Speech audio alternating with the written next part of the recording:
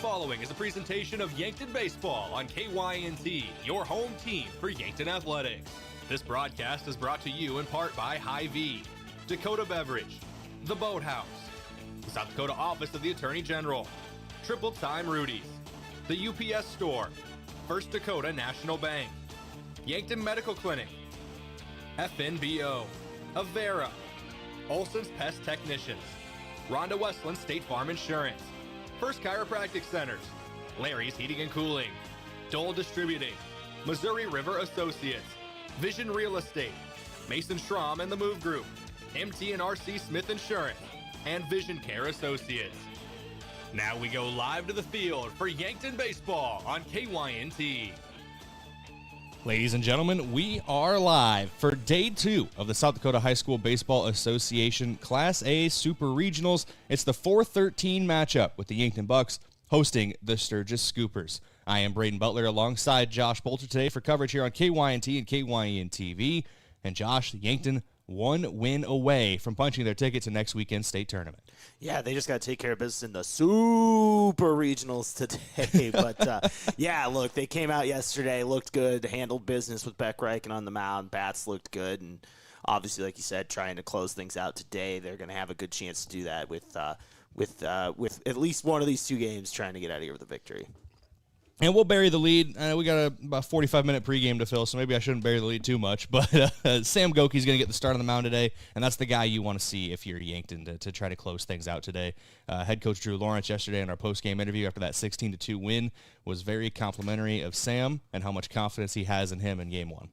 Yeah, absolutely, and he's the guy, like you said, you want him out there, whether today was you get a chance to close down Game 1 or you're trying to avoid elimination, that's the guy you want. And look, Sam's been great. He's got looking at his numbers this year as I go down my sheet here. There's a lot of names here. He's got an ERA at .65. He's been great. Leads the team in strikeouts with 36. Batting average against is at 153. This guy has been great all season, and might as well throw him on the mound here to try to close things out. We'll see what he has in store today, what Yankton has in store today. And Sturgis, they're not going to go down without a fight, Josh. They're going to want to come out here and play hard in Game 1, force Game 2. It's an early morning. We'll see who got the better night of rest last night here in Game number 1. Yeah, and last night, obviously, look, Yankton was playing well, but there were also some Sturgis mistakes in there. Like you said, we were talking before the game off the air, some walks with the bases loaded that led to some runs, a couple mistakes, I think 5 errors last night that really helped the Yankton cause, and just some tough breaks for Sturgis, and they're looking to clean that up today. This is your Hy-Vee pregame show. Hy-Vee with a helpful smile in every aisle. We are live from the Fairfield by Marriott and Holiday Inn Express broadcast booth. Get great rates and flexible reservation changes by calling either hotel direct. Well, Josh, we're going to go to break. When we come back, we're going to look more in-depth at yesterday's game, a 16-2 win for the Yankton Bucks over the Sturgis Scoopers. That's coming up in a couple minutes here on KYNT and KYN-TV.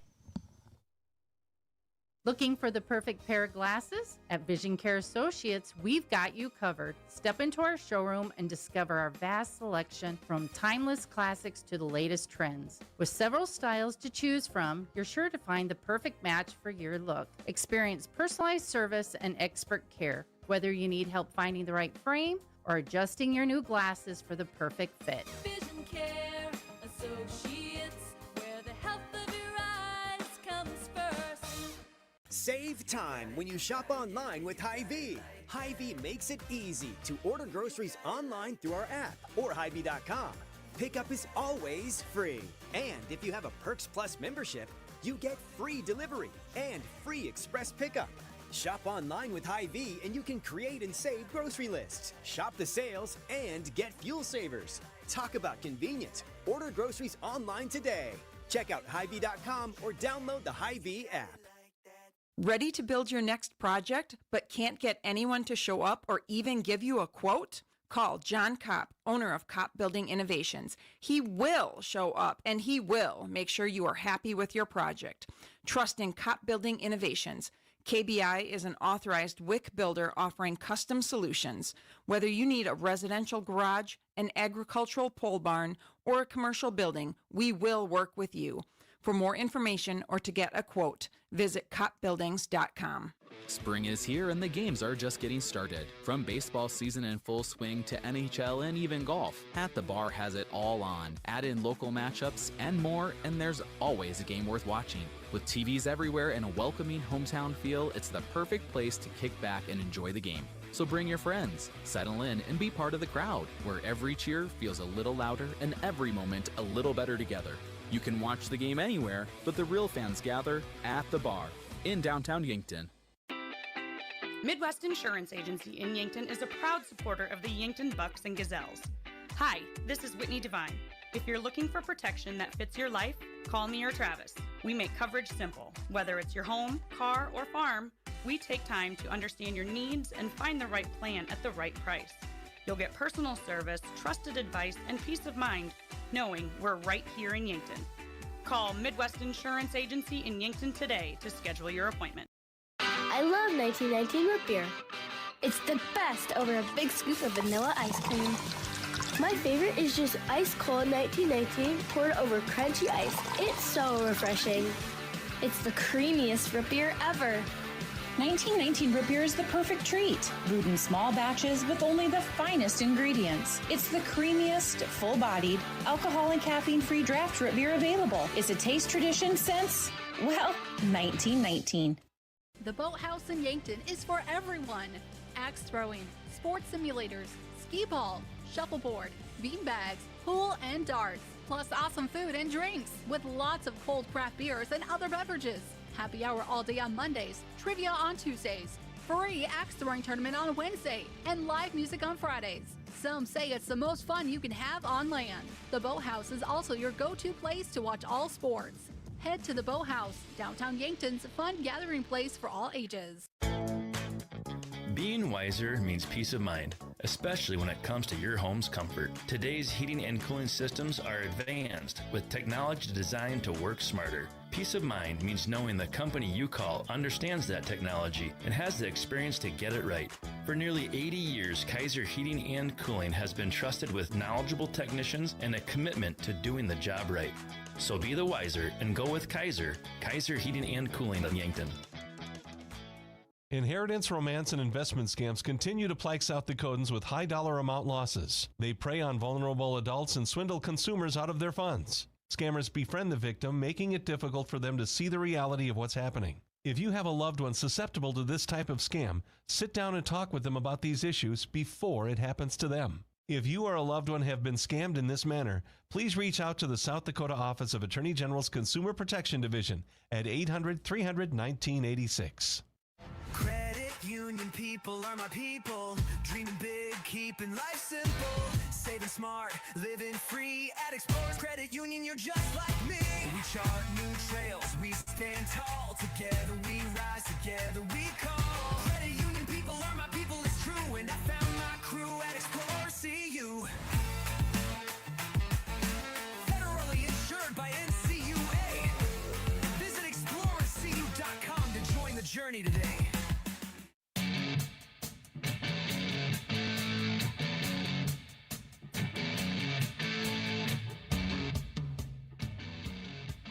Welcome back here on KYNT and KYN TV. Let's go into your matchup breakdown here on your Hy-Vee pregame show. Once again, Hy-Vee, there's a helpful smile in every aisle. And we talked a lot about the regular season yesterday, Josh, so we're just going to focus more on yesterday's game. And it was an impressive performance for the Yankton Bucks, a 16-2 win in the end. Beck Reichen throws all 5 innings on the mound. Did give up a couple runs, but had 4 strikeouts as well. But the hitting department was impressive for Yankton. 8 of the 9 batters who came to the plate got a hit. Everybody got on base at least once, and everybody would have scored a run. Gavin Johnson listed as 0 runs scored. He was courtesy ran for by Will Sager, who did score a run. So everybody scored a run. Everybody got on base. Almost everybody got a hit. It was an impressive day for Yankton. Yeah, and the only guy who didn't get a hit was the guy who pitched a complete game. So it's one of those where everybody contributed one way or another. And like you said, everyone except for Gavin coming around to score, who once again, like you said, had a courtesy runner. So, look, the bats were clicking. And one thing we continue to talk about, and kind of an underrated narrative of this baseball team, is how productive this bottom half of the lineup's been the last few weeks. I mean, Carter Boomsma had a hit and 2 RBI. Christian Weir had 2 hits, 3 RBIs. Jackson Cooter had 2 hits. Simon Kampshoff had a hit and a walk. It's one of those things where this 6 through 9 part of the lineup, when it's clicking, it really kind of unlocks the full potential of this team. And you've seen that here these last couple weeks. My Yankton's won 7 games in a row. And you just look at just to keep going on the bottom half of the order, 7 and 8 hitters, Jackson Cooter and Christian Weir yesterday. 4 combined hits and 6 combined at-bats, 5 combined runs, 3 RBIs, all for Christian Weir. Those 2 guys were really catalysts for the offense. They were the only guys on the team with multiple hits. Only one guy technically went perfect at the plate, though, Josh, because Sam Goki was 1 for 1 with 3 walks drawn, 3 runs scored, and 2 RBIs. So, once again, another impressive performance from him. But top to bottom, this lineup really clicking right now. Yeah, and hot at the right time. That's one of the things that's important here. You just got to be hot at the right time. And Yankton is right now in the regional and looking once again to win their 8th straight here if they can take care of business in Game 1 today. I know it's Game 2, but it's Game 1 today. Anyways, so, it's one of those where the lineup's clicking, the pitching's working. Yankton's got as good a shot as anybody. Looking at the Sturgis side of things, Ethan Cermak had a great day for the Scoopers, 2 for 3, scored one of their 2 runs. Elijah Stroud drove in a run with an RBI. Tate Johnson had an RBI as well. And he came in off the bench to become the pitcher and then hit for himself once he entered the game. He went 1 for 1, driving in that RBI. So a good day for him. We'll see who Sturgis throws on the mound. Pitching rotations are going to be very different in terms of availability today, Josh. Yankton, obviously, being able to throw back Reich in a complete game means that every other arm is available today. Sturgis had to burn 4 of their pitchers, and looking at their roster, they only have 11 guys here right now. They only got 2 reserve. They only have 12 guys here right now. One of the DHs as well, so only a couple reserves for them. So we'll see who can pitch for them today. And with that, I think they're almost fortunate that game only did go 5 innings, right? It's one of those where, you take your lumps and it doesn't end the way you want it to, but if you go 7 innings with the way things were going, it's one of those you're burning through more arms probably. At least now here you can see what you have left and go from there. But, going through 4 pitchers last night is obviously tough, both Royers, Johnson, and then Cale Poole who got the start. But, we'll see what they do out there and what their game plan is. Obviously, they're going to want some length out of whoever's starting Game 2. Big things to keep an eye on today. Yankton, there's not much they need to change from yesterday. They were impressive. Nothing really went wrong for the Bucks. Now, you can't bank on nothing going wrong again. You got to stay switched on. You got to stay locked in. But for Sturgis, you got to cut down on the mistakes. 5 errors and a couple walks as well. 9 walks total issued by the Sturgis pitchers, a couple of those coming with the bases loaded. So you got to cut down on those mistakes. You can't give up free bags and free runs to this Yankton team. But should be a lot of fun today. If Yankton wins Game 1, they advance to the state tournament. If they lose Game 1, we'll have a winner-take-all Game 3 right here about 20 minutes after the final pitch of the first game. So we'll have all that today for you here on KYNT and KYN-TV. This is the Hy-Vee pregame show. Hy-Vee with a helpful smile in every aisle. For Josh Boelter, I'm Brayden Butler. When we come back, we're talking about some stats in focus for the Yankton Bucks. There's a difference when a convenience store is locally owned, and you feel it the moment you stop at Triple Time Rudy's. You'll get great quality fuel to keep you on the move, plus local and regional favorites like Dimmick Cheese and premium meats from the Kaler and Renner Lockers. It's the kind of place that's convenient and connected to your community. Conveniently located at 17th and Broadway, Triple Time Rudy's, fueling your day, fueling your community. A local business owner came into the UPS store with a large shipment of products for his online store. While they packed everything securely, he asked if they could also handle the international shipping. The answer? Of course they can! For over 9 years, the UPS store in Yankton has been helping business owners with both their printing and shipping needs. Whether you're sending a package across town or across the globe, they've got you covered. So stop by the UPS store in Yankton and ask about them about their shipping services or current print specials. Is it the competition that keeps bringing you back? The long-standing rivalries? Or is it seeing friends again and cheering on your favorite team? At First Dakota, we're here for it all. We appreciate the fans, the players, the coaches and officials, the concessions crew. The shared community experience is part of what makes life here great, and we're here for it. See you at the game. First Dakota National Bank, Member FDIC. Life doesn't slow down for injuries, and neither should your care. With Yankton Medical Clinic Orthopedic Walk-In Care, you can be seen quickly, Monday through Friday from 8 to 5. No referrals, no long waits, just experienced, highly trained surgeons ready to help you heal and get back to what you love. And because we live right here in Yankton, your care stays close to home. I'm Dr. Jeremy Kudera, orthopedic surgeon with Yankton Medical Clinic. I'm proud to call Yankton home.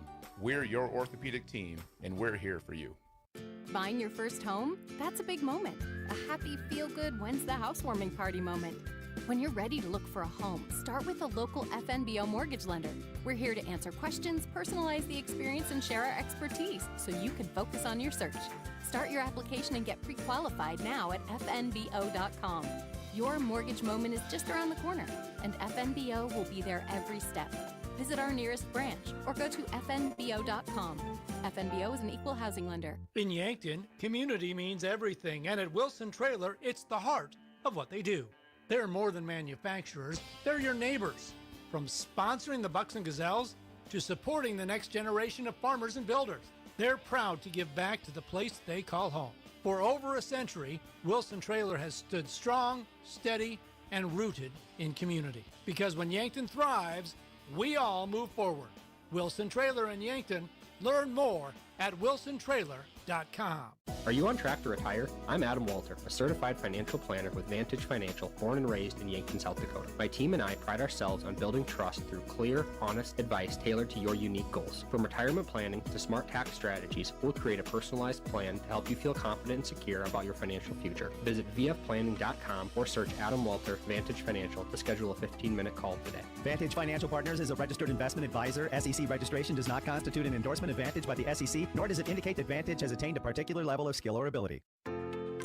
If you want a job where your work matters, you belong at Avera. Here, we've invested in our workforce because every Avera team member drives our health ministry forward, making a difference in lives and communities every day. We offer competitive pay, great health insurance, and even career opportunities.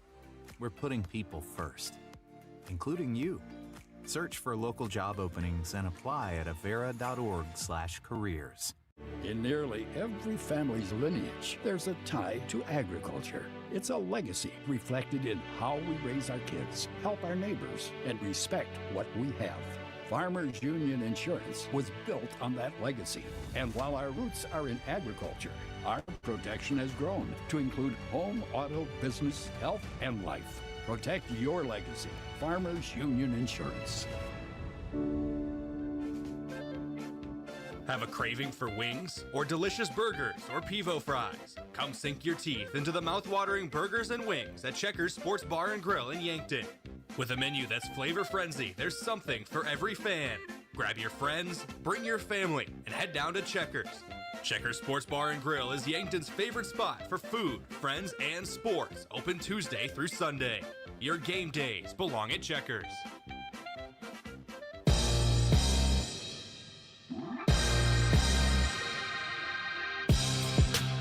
Welcome back here on KYNT and KYN-TV. It's your Hy-Vee pregame show for the Class A Super Regionals between the Yankton Bucks and the Sturgis Scoopers. The Bucks lead the three-game series 1-0 after last night's 16-2 win.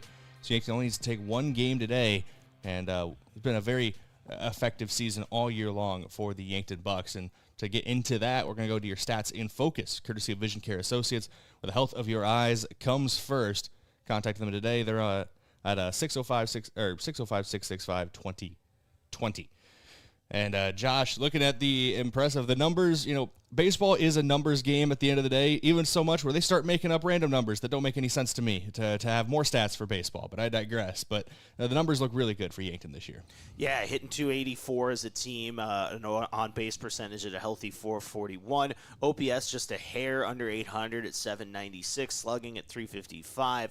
If you look at it, 3 home runs as a team, 118 RBIs. They've drawn 137 walks.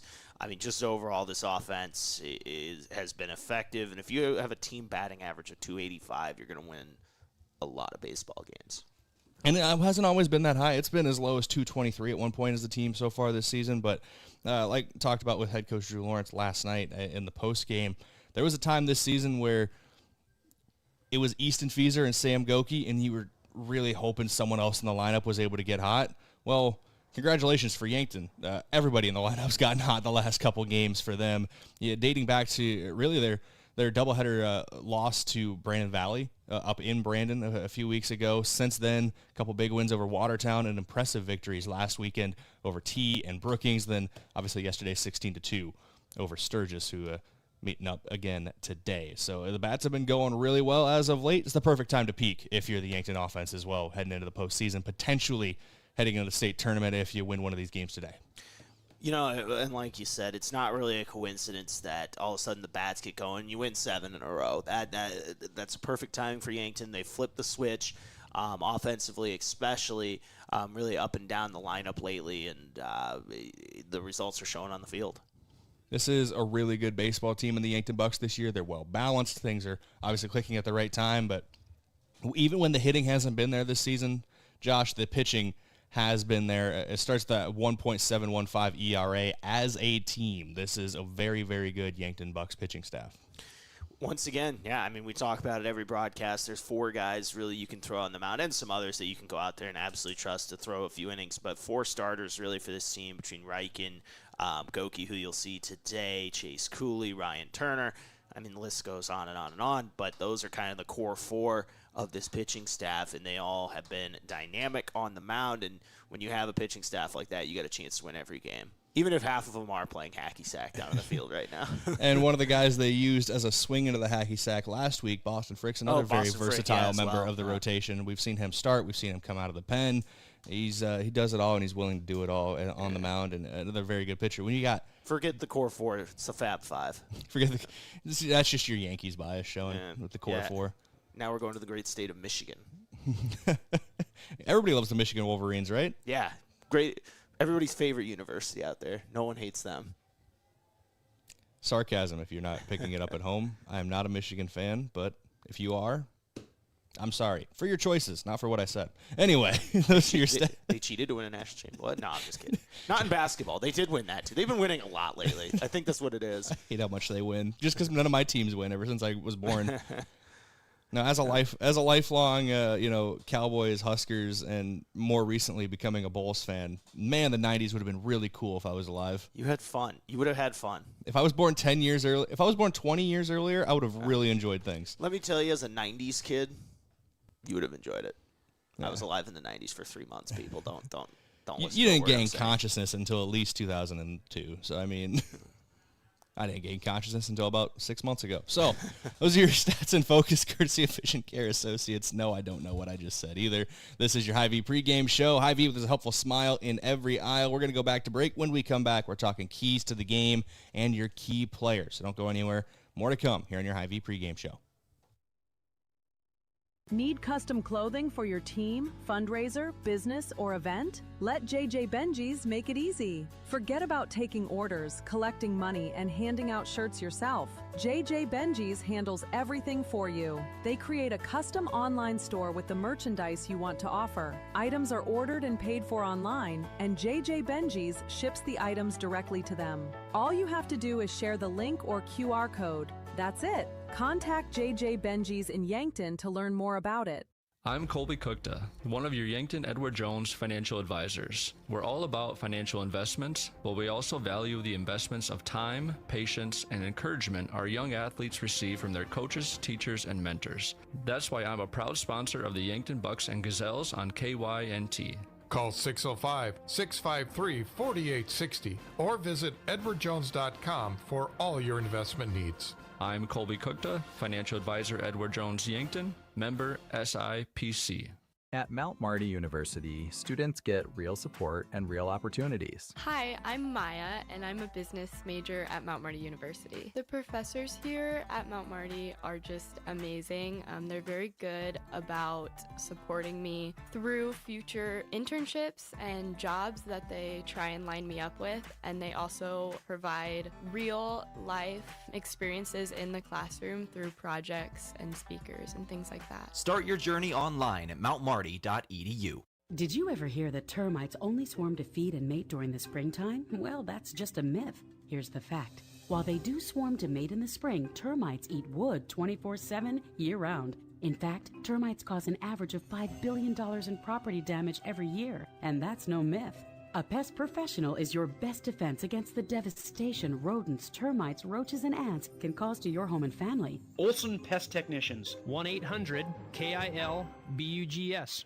If you've been suffering from chronic pain or a recent injury, check us out, Lane, Reed, and Cole Sawatsky at SWAT Chiropractic and Rehab. We offer a wide variety of treatments and techniques, including dry needling, cupping, chiropractic adjustments, and sports rehabilitation. Our mission is to ensure an individualized and efficient treatment plan to get you back on your feet. From ankle sprains and sports injuries to neck pain and headaches, we've got your back. Give us a call or book an appointment on our website. SWAT Chiropractic, specialized wellness and therapy. Located on Summit Street across from the high school. Do you struggle with dry contacts? At Vision Care Associates, we have a great option. Infused contact lenses by Bosch & Lomb. Infused lenses are designed to ensure that your eyes stay hydrated and irritation-free, even after a full day of wear. Our doctors specialize in fitting these lenses for maximum comfort and optimal vision. Schedule your consultation and experience the all-day comfort and crisp, clear vision you deserve. Vision Care Associates, where the health of your eyes comes first. At H&H Roofing, we don't just fix roofs, we protect families. We're family-owned, locally operated, and dedicated to keeping our community safe and dry. Every nail, every shingle, every handshake, it all matters to us. From repairs to full roof replacements, we treat every home like it's our own. Because when your home is secure, we feel secure. For honest work and dependable results, trust the local team that cares. Call H&H Roofing in Yankton today. We've got you covered.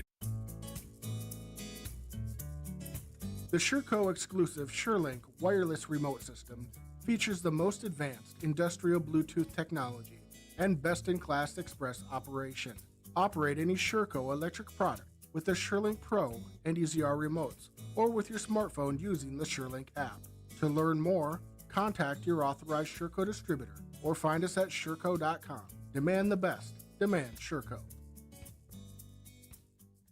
When you make the right decision, it feels good. Like picking the perfect accent rug or choosing a good night's sleep over an all-night crime show binge. It feels really good to make the right insurance decision too. That's why State Farm agent Rhonda Westland is right here in Yankton to help you select the right protection at the right price. Rhonda will make sure you understand your State Farm coverages so you'll know what to expect if the unexpected happens. With State Farm agent Rhonda Westland, it's easy to make the right choice. Just call her. When you want the real deal, like a good neighbor, State Farm is there. It's easy to fall into the weekend warrior routine. A long hike, a hard gym session, a pickup game, or a full day of yard work can feel productive until your body reminds you it hasn't been building up to that load. This is Dr. Mackenzie Erlinson with First Chiropractic Centers. Injuries often happen when the demand suddenly outpaces what your joints and muscles are prepared for. Want to stay active without the setbacks? Visit First Chiropractic Centers today with offices in Yankton, Hardington, Tyndall, and Wagner, inspiring and empowering others to healthier living.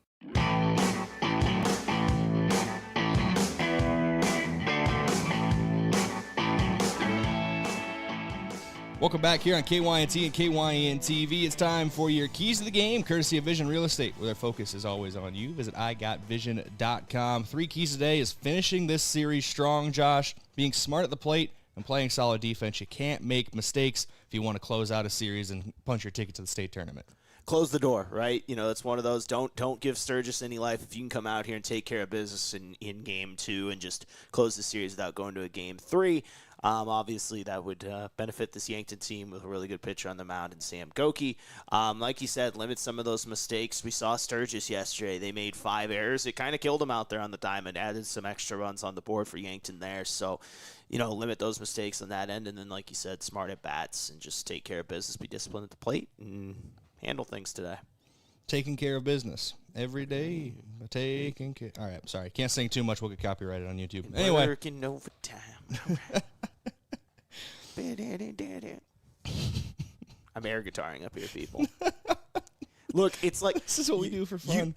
It's 9:45 in the morning for baseball. If I'm not doing an air guitar, what are we doing? That is fair. This is the equivalent of the before we continue with our key player, this is the equivalent of like the 10:30 baseball game on Peacock that they've been doing the last couple of years for Major League. So same thing. Yeah, but we're even better. We're on KYN TV. Darn right. Thank you for joining us. Eat your heart out, Peacock. Whether it's on YouTube, Facebook, the KYN TV app, or online at kyntv.com, thank you for joining us here for Yankton Bucks Baseball. Key player today, though, courtesy of Missouri River Associates. Their office is local. They know you by name, and your home, auto, and family are important to them. Easton Fieser over at first base, and carrying the biggest bat in the lineup is going to be our key player today. Yeah, tied for the lead in doubles and triples on the team with Sam Goki, of course, leads the team in home runs and RBIs, hitting .415. The fact that that's not leading your team in batting average is crazy. He's got an OBP at .524, an OPS at over 1,100, and a slugging at .631. So he's been awesome. He's been able to kind of clean things up, clean the base paths up really quickly with one swing of the bat more often than not. He's been great over there, and of course a good glove at first base too. So yeah, Easton's been awesome, and looking to continue that today. We're going to go back to break. When we return, we're talking about the starting lineup, and we're taking a look at your starting pitchers for both these teams today. For Sturgis, a guy who just threw yesterday was we were wrong. 30 pitches is the mark that you have to stay under if you want to throw again the next day. Brody Royer is going to start for Sturgis. Sam Goki, we've talked about already, getting the start for Yankton. We'll talk more about that when we come back. This is Yankton Bucks Baseball, KYNT, KYN-TV. I'm Larry Olson, and I approve this message. A vote for Larry's Heating and Cooling means your home or business will have dependable comfort all year long. I believe in keeping your energy bills low. A new high-efficiency heating and cooling unit means substantial savings on your energy bill. I will cut spending. Before you pay too much, call Larry's for an honest, no-obligation quote. Vote for comfort. Vote for Larry's. Paid for by Larry's Heating and Cooling, Yankton and Vermilion. Play ball! This is John Marquardt. As an umpire, I know when it's time to step up to the plate and give it your best. And the time for me to step up is now, so I'm running for the District 18 House in the primary election. I've had extensive experience on the Yankton County Commission, and I will represent the entire district. Vote by absentee or on June 2nd for John Marquardt for District 18 House of Representatives. Paid for by Friends of John Marquardt. Are you tired of sugary sports drinks that make you crash faster than your team's playoff hopes? Strike out thirst like a champ with Liquid Death.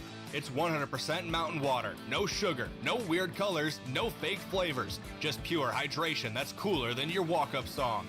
Perfect for dugouts, doubleheaders, and post-game victory laps. Because swinging for the fences is easier when you're not running on fruit punch and regrets. Whether you're playing, practicing, or just pretending to stretch, grab a Liquid Death and crush your thirst with style. At Elwood Family Dental Care, they believe you should understand your dental health, not just receive it. They'll show you your x-rays and photos, explain the why behind any treatment, and make sure you feel confident about your care. And if you have dental insurance, it's a good time to use it. New patient exams and x-rays are often covered at 100%. Learn more at elwoodfamilydentalcare.com, where they take care of the entire family. Does your insurance agent know you by name? Do you see them at the school pickup or around town? Home and auto insurance is more than just premiums and deductibles. It's about having someone who truly understands you and your family. We take the time to get to know your life, your needs, and what matters most, so you have the right coverage when it counts. Call me, Skylar Sherman with Missouri River Associates in Yankton today for insurance you can trust from someone who's truly local. Are you looking to buy or sell a home but not sure where to start? I'm Deb Speck with Vision Real Estate, and I'm here to guide you every step of the way. With 20 years of experience and a passion for finding the perfect match, I'll work hard for you, answer all your questions along the way, and make it stress-free. Call me at 605-664-5555, and let's get moving. If it's time to review the look of the signage of your business, let Mayor Signs help. They offer all types of signs, including exterior and interior signage, fleet wraps, digital signs, and much more. They also do logo creation and vehicle wraps. Their technicians arrive on site, fully equipped to get the installation done with quality workmanship. With the latest tools and technology, Mayor Signs provides high-quality installation service for any sign. Contact Mayor Signs today on 4th and Broadway in Yankton. Ford has just announced employee pricing on almost all of the entire lineup of new Ford vehicles. Employee pricing is always the cheapest way to buy a new Ford. The employee price is roughly $2,000 less than dealer cost, and you still get to take off any other rebates that apply. Moody Motors has a great lineup to choose from, and as always, we take almost anything in on trade. Save money and get the vehicle that you want right here at Moody Motors in Niobrara. You're in the mood for Moody. It's sandal season at Boston Shoes to Boots, and we are fully loaded on new inventory and classic favorites. From popular brands like Birkenstock, Chaco, Keen, Atrex, Dansko, Sorel, and so much more. Find the perfect fit and step into something new this season. Boston Shoes to Boots, open 6 days a week, located in the heart of downtown on Cedar Street. See you soon, shoe lovers. Yankton Thrive believes Yankton works better together. We all know that when our local businesses grow, tourism thrives, jobs expand, and investment follows, our whole community benefits. Through partnerships, shared goals, and collaboration, we're building a stronger future for Yankton together.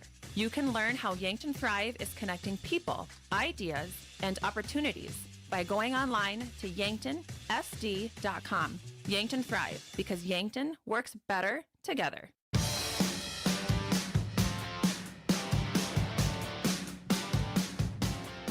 Welcome back here on KYNT and KYN TV. It's time for your starting lineups. We'll go over the batting order first and then talk about more in-depth the starting pitcher for the Yankton Bucks and Sam Goki today, Josh. But starting things off with the batting orders for both these teams, and I'll let you start with whichever one you want to start with. Yeah, we'll go ahead and start with Sturgis here. Batting first and playing over at shortstop, it's Bridger Master-Batten. Batting second, pitching today, Brody Royer. Batting third, Elijah Stroud, playing over at first base. Jace Thurman in the cleanup spot. He's out in left field today. Batting fifth and handling the catching duties is Ethan Cermak. Batting seventh over at second base is Kel Sundstrom. Batting seventh and over in right field is Jack Jolly. Batting eighth and playing at third base, Blake Kaufman. And then in center field and batting ninth and rounding out the order, Tate Johnson. And Royer did throw yesterday. You are not, misremembering, but 28 pitches. He was under the 30 pitch mark. He is available today. And we talked about how many arms got used yesterday for Sturgis, and now I have to go back and recheck on which of those guys threw over 30 pitches, as some of those guys might still be available today. Yeah, all of them except Cale Poole threw 30 or under pitches. So Logan Royer, Brody Royer, and Tate Johnson are actually available again today. So there's only one arm in the lineup that's not technically available today. So that is actually a really good job of managing all those arms yesterday for Sturgis. I didn't think about that in the moment, but also I was under the impression it was 20 pitches yesterday, not 30. So what we thought was poor management turned out to be elite management. Not wrestling poor, but you know what I'm saying. The point is it turned out well. It turned out really well for them, and let's see if what they go with today. I expect to see some of those guys on the mound again, unless Royer can go the complete game. But looking at your starting pitcher now, or looking at the starters now, for the Yankton Bucks. My apologies. I was jumping ahead of myself. Yeah, let's go ahead and do that. Batting first and playing over at short today, Beck Reichen. Batting second and pitching on the mound, Sam Goki. Batting third and playing first base, Easton Fieser. Batting cleanup and catching, Gavin Johnson. Batting fifth out in center field, Tate Bestie. Batting sixth, the left fielder, Carter Boomsma. Batting seventh over at second base, Jackson Kudera. Batting eighth and the designated hitter today, Liam Villanueva. Batting ninth and over at third base, Simon Kampshoff. And then not batting but out in right field today, once again, Caden Hunoff. I realize I'm going to have to fix our scoreboard during the next break, Josh. Yankton will be batting first since it's game 2 of the series. They are technically the road team. That is not going to mess me up for this entire game. Looking at your starting pitcher now for the Yankton Bucks, it'll be Sam Goki today. 5-0 on the year with a 6.56 ERA, 36 total strikeouts. But Josh, his last 2 starts, both complete games, allowed only 4 hits, 2 runs, and has 21 strikeouts over those 2 games.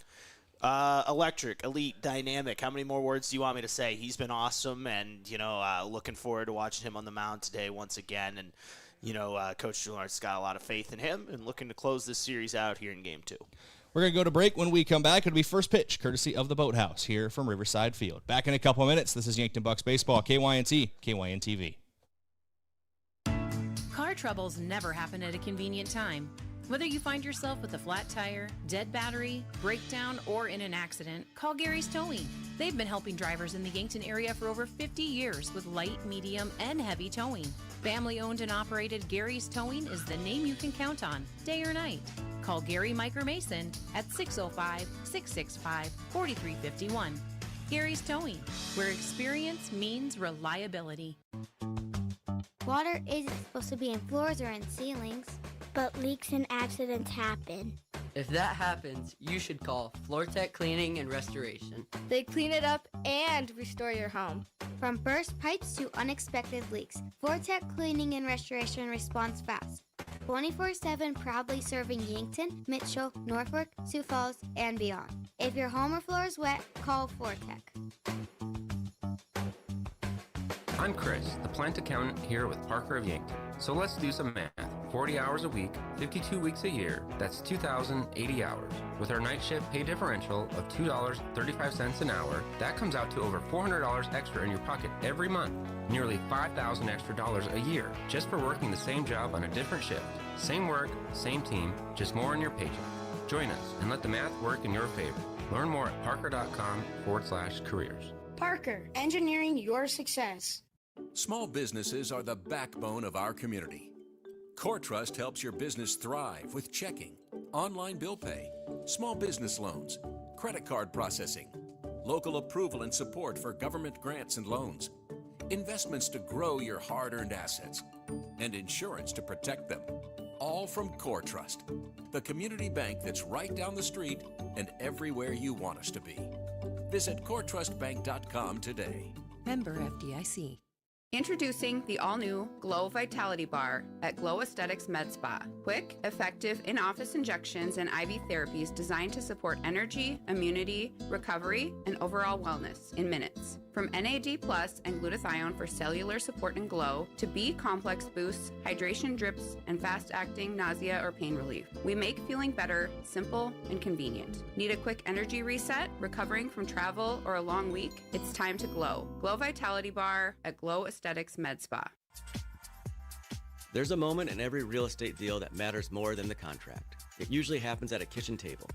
Maybe it's a young couple realizing they can actually afford their first home. Maybe it's a family deciding it is time to build something new. At the Move Group, that's the moment we work for. Not the commission, not the closing. The moment a person looks up and says, "We can do this." That's the Move Group. So move with Mason and the Move Group. Move with Mason. Loading the kids in the car, brokering peace in the back seat, mastering the snack handoff without even looking. Why are simple things sometimes so complicated? Thankfully, with auto owners, insurance doesn't have to be one of them. We work with independent agents who keep insurance simple, so you can worry about more important things, like figuring out what's growing in that cup holder. That's simple human sense. Don't gamble. Insure with MT and RC Smith Insurance in Yankton, your independent agent for home, business, auto, life, and bonds. Visit mtrcsmithinsurance.com. At Vision Care Associates, we're always improving our technology for the health of your eyes. With OptiMap dilation-free exams, you get a comprehensive view of your retina without the need for dilation eye drops. It's quick, easy, and best of all, it keeps your day interruption-free. OptiMap captures a detailed image of your eye, helping to detect any problems. No blurriness, no discomfort, just clear, precise results. Book your OptiMap exam now. Vision Care Associates, where the health of your eyes comes first. Spring is here and the games are just getting started. From baseball season in full swing to NHL and even golf, At the Bar has it all on. Add in local matchups and more, and there's always a game worth watching. With TVs everywhere and a welcoming hometown feel, it's the perfect place to kick back and enjoy the game. So bring your friends, settle in, and be part of the crowd, where every cheer feels a little louder and every moment a little better together. You can watch the game anywhere, but the real fans gather at the Bar in downtown Yankton. Text scams continue to rise, and victims who have lost money to these scams continues to increase. Consumers cannot rely on a text message to be truthful. If you receive a message regarding a fine for missing jury duty, your utilities being shut off for non-payment, toll road fines, or you've won a sweepstakes, these are scams designed with an urgency and the need to send money now. Do not respond to these texts, and you should contact Consumer Protection at 800-300-1986. That's 800-300-1986 for the South Dakota Office of Attorney General's Consumer Protection Division. Welcome back here on KYNT and KYN TV as we're getting ready for game number 2 of a 3-game series in the Class A Super Regionals. And Josh, they pulled a switcheroo on us. Forgot that they switch who's the home team and who's the road team, even though Yankton is hosting. So Yankton, the road team on the scoreboard, they will bat first. Yeah, they're going to bat first, and Brayden, 10 hits last night, 16 runs, and just 4 innings of work in the lineup. And, you look at it here, once again, just a dynamic offense where everybody was really contributing one way or another. So looking forward to see this lineup today. And they're going to face Brody Royer Brayden, who I thought pitched fairly well in his inning of work. Gave up 4 hits, but there were also a few errors in that time. Gave up 4 runs, only 1 earned. So I think they know, or at least Sturgis knows, he pitched really well yesterday. Give him a shot to kind of keep things in check here today against, once again, a really good Yankton lineup. Before we go for first pitch, your officials of the game, courtesy of the South Dakota Office of the Attorney General, they are the law on the diamond. And honestly, it looks like the same umpire crew as yesterday, Josh, just switching positions. Home plate umpires out in the field, and the field umpires back behind home plate. And that makes sense if you think about it, with obviously the super regionals going on all around the state, around the class Emphasis right now. on super. Might as well state. You got to emphasize the super. It's about a 6-hour drive between Sturgis and Yankton, so I mean it's super regional. Yeah, absolutely. Should be a fun one here today, though. And Riken out there, Royer, Brayden, we're ready to go. That first pitch, a strike from Royer. Royer, once again, Brayden, we talked about it. 4 runs yesterday, but really only 1 of those earned. Yeah, it was mistakes in the field behind him that really cost him and the Scoopers quite a bit of ground in that game. Ends up being a 16-2 win for Yankton. As Riken drives that one out in the gap and left field, that's going to get down. Riken should have extra bases here. He's rounded safe at second. So back Riken, Brayden, with a leadoff double to get things going for the Bucks. That is quite a way to announce yourself here for game number 2 of this potential 3-game series. Nice hit there from Riken to get things going and already put a runner in scoring position for Sam Goki. And we know Yankton likes to get busy on the base pass, but Beck Riken Brayden continues to see that batting average climb. Didn't have a hit yesterday, but so like you said, we see Sam Goki come up. He fouls off pitch 1, but Beck Riken heating up at the right time. And that's what you like to see if you're head coach Drew Lawrence. Mentioned it early in the season, kind of jokingly last night. It's like outside of Goki and Feeser, not a lot of guys are really able to see the ball very well early on in the season. That's not an issue for this lineup right now. Guy who's been seeing the ball well all season, Sam Goki. He's down 0-2 early in the count here to Brody Royer.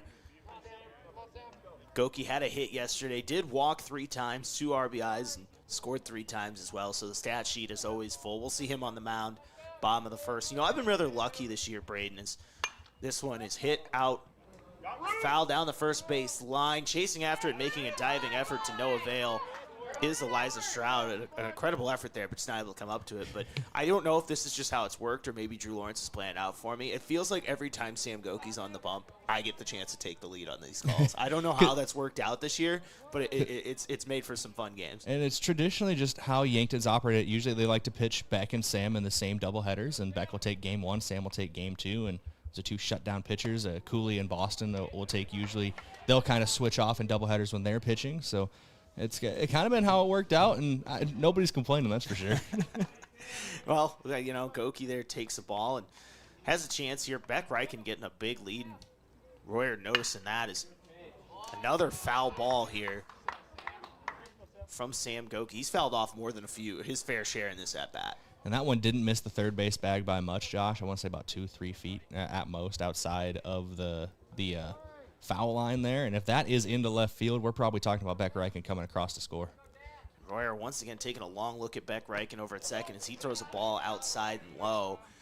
Yankton, once again, if you're just tuning in, good morning, by the way. Yankton trying to close out the Super Regionals, as we call it around here. 2-2. The count on Sam Goki. We're just getting started. Yankton, technically the visiting team here today, despite being at home. So they're batting here in the top of the first as Goki is going to pop this one up over by second base. Making the catch over there is Sundstrom to record the first out of the top of the first. And I know Sam's a good enough player. He doesn't need to take moral victories, but from down 0-2 in the count to battle back, I know it ends in an out, but could have been a 3-pitch at-bat, but still able to really drive up the pitch numbers early on here for Royer. Yeah, a competitive at-bat for sure. Not able to advance the runner, but still forced Royer to throw some pitches. And now we welcome Easton Fieser. Throw over at Reichen, not in time. Usually you'll see Beck, and most runners get down on that one. Beck, no, not on that one. Just kind of walked back over there. And it ended up, because he didn't slide back in, literally being at Reichen. It was a good glove from the shortstop. Fieser gives that one a ride out towards center field, and it's going to get down. Reichen will score. Fieser is going to turn 2, and he's heading for third. Throw is missed, and Fieser will be safe. 1 run will score once again. Beck Reichen home. It's an RBI triple for Easton Fieser. Let's look at this again, your Vision Care Associates replay. We talk about it all the time, Josh. This might be the sweetest swing in the entire state right now by Easton Fieser. Just good contact, dead center. Not enough to get it over the fence. Maybe for a little wind help later this afternoon, it would have got over. But an RBI triple for him to put the Bucks on top 1-0. Gavin Johnson sends this one out towards center, and it's going to get down as well in that right center field gap. Fieser will score. Johnson's turning 2. He's heading for third as well. The throw not in time. So another RBI triple there for the Bucks back-to-back to make this game 2-0. There's another great piece of hitting from Gavin Johnson as we're going to watch him coming back from there is a beautiful swing from him again and getting all the way around to third. But that's fantastic once again from the Yankton Bucks. Back-to-back triples, and Will Sager now courtesy running at third base. Another run 90 feet away for the Bucks. And the Yankton bats picking up right where they left off yesterday. 16 runs so far in this game, Brayden. Just the first inning, 3 extra base hits, a double from Beck Reichen, and then a pair of triples from Easton Fieser and Gavin Johnson. Now we'll welcome Tate Bestie to the plate. As Bestie takes a ball to start, so he's got a runner in scoring position, like you said, with Will Sager courtesy running at third. Bestie did go 1 for 4 yesterday with an RBI, and looking to add to that today, put another run on the board as he fouls one off, make the count even at 1 apiece. If you're just tuning in, you've already missed a lot. 2 RBI triples leads to 2 runs for the Bucks here in the first inning. As you see one of the guys at the double in this inning, and over in the dugout, he's tossing around a football over there in Beck Reichen, but got to stay loose. As that pitch is wild, kind of bounces off the backstop there. Sager got a bit of a late start and wasn't able to take advantage, but you know, it's one of those you talk about football. Bucks quarterback this last fall at the plate, Tate Bestie, trying to make something happen. Yeah, led his team to a state championship appearance this year, a game that Yankton's gotten to a couple times the last couple years. If it wasn't for those pesky governors over there. That's most of the state saying that, though. This one chopped high over by pitcher. Sager's going to score. Bestie's out at first, but the Bucks once again add another run here to make it 3-0. If you had told Brody Royer his first inning coming up to the mound, he was gonna get Sam Goki out on a 2-strike swing, pop up in the infield, he's like, oh, first inning must have went pretty decent. I got the number 1 hitter on the team out statistically. Unfortunately, that just has not been the case as the Bucks have rallied around everywhere else. Yeah, the bats showing up here for Sam Goki. We'll see in the bottom of the first here. Pitching for the Bucks, working with a 3-0 lead. It's Carter Boomsman at the plate, so Bestie gets the job done. Advances the runner 90 feet to score to make it 3-0 once again. And Boomsman's going to take a ball here. Carter Boomsman last night was coming in hitting 300. He added to that with a hit, 2 RBIs, also walked at one point last night as well. So that pitch inside.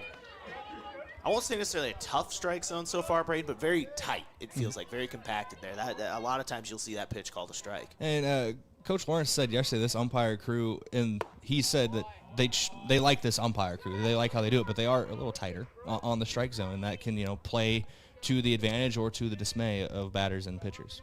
So 3-1 on Yankton's speedy left fielder Carter Boomsman. 2 outs, nobody on. Yankton adds 3 here and got a chance to do some more damage as Carter Boomsman was going to walk on 5 pitches. And Brayden, what do we say? Start the clock?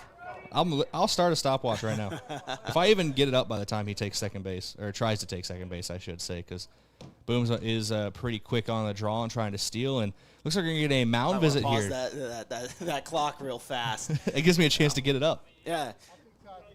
All right, 2 outs here, 1 on over at first. It's Carter Booms. There is a mound visit here. We're going to take a quick break. We'll be back in 30 seconds here on KYNT and KYN TV. A local business owner came into the UPS store with a large shipment of products for his online store. While they packed everything securely, he asked if they could also handle the international shipping. The answer? Of course they can! For over 9 years, the UPS store in Yankton has been helping business owners with both their printing and shipping needs. Whether you're sending a package across town or across the globe, they've got you covered. So stop by the UPS store in Yankton and ask about them about their shipping services or current print specials. FM 1021 and AM 1450 KYNT Yankton. Throw over, not in time on Carter Boomsma. Brayden, start that stopwatch on your phone as we're getting ready here. With Jackson Cooter at the plate. Yankton's added 3 here in the top of the first, and they've still got 1 on. And Brayden, that clock, like magic, Boomsma takes second base. From the time the mound visit officially ended, 19 seconds. Yeah, and that was with a throw over to first. I assume Boomsma would have taken off right away anyway, and that's how you got to play against Carter Boomsma when he's on the base paths. You got to keep him close to the bag and able to steal second base there. And now you got to be careful. A good hitter at the plate in Jackson Cooter.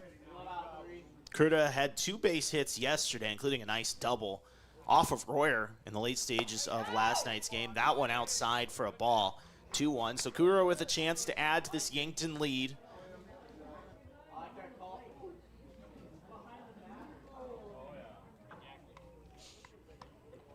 Here's the 2-1 to Cooter. That inside, make it 3-1.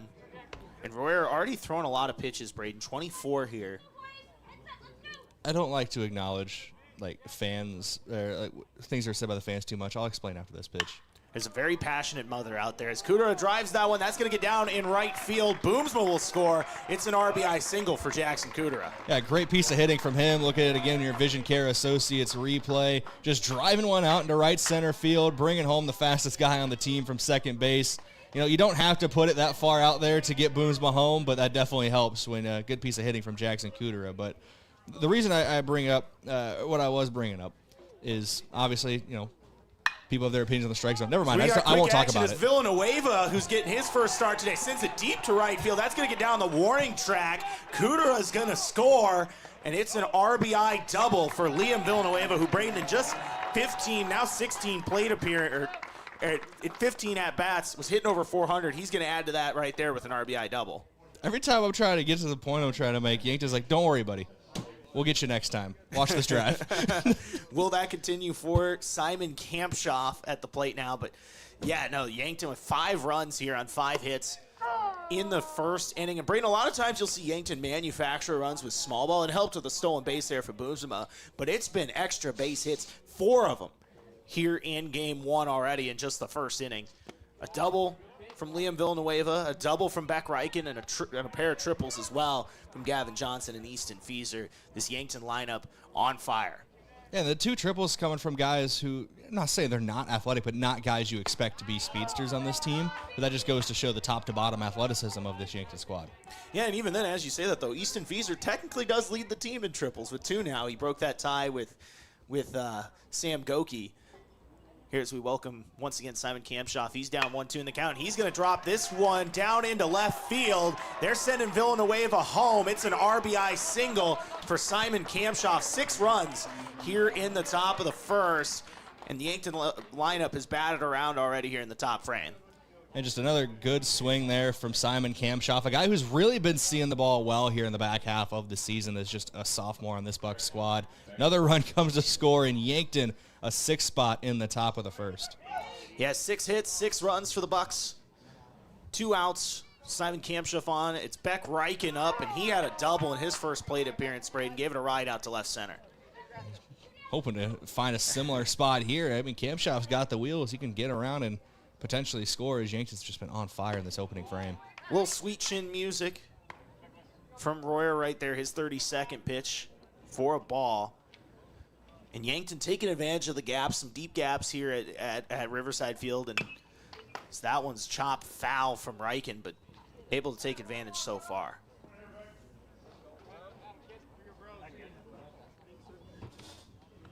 So, yeah, once again, 6 hits here in the top of the first for Yankton. They are technically the visiting team once again, despite hosting here in the super regional. I'm going to keep doing it. I'm not going to stop. Royer sends this one grounder over to short. Batten the throw in time to end the first. But Yankton does some damage. 6 runs on 6 hits. They leave 1 stranded and lead 6-0 heading into the bottom of the first. I'm Josh Boelter, Brayden Butler, KYNT, KYN-TV. When we come back, it's Sam Goki on the mound. Is it the competition that keeps bringing you back? The long-standing rivalries? Or is it seeing friends again and cheering on your favorite team? At First Dakota, we're here for it all. We appreciate the fans, the players, the coaches and officials, the concessions crew. The shared community experience is part of what makes life here great, and we're here for it. See you at the game. First Dakota National Bank, member FDIC.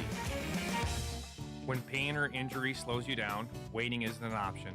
That's why Yankton Medical Clinic Orthopedic Walk-in Care is available Monday through Friday, 8 to 5, right here in Yankton.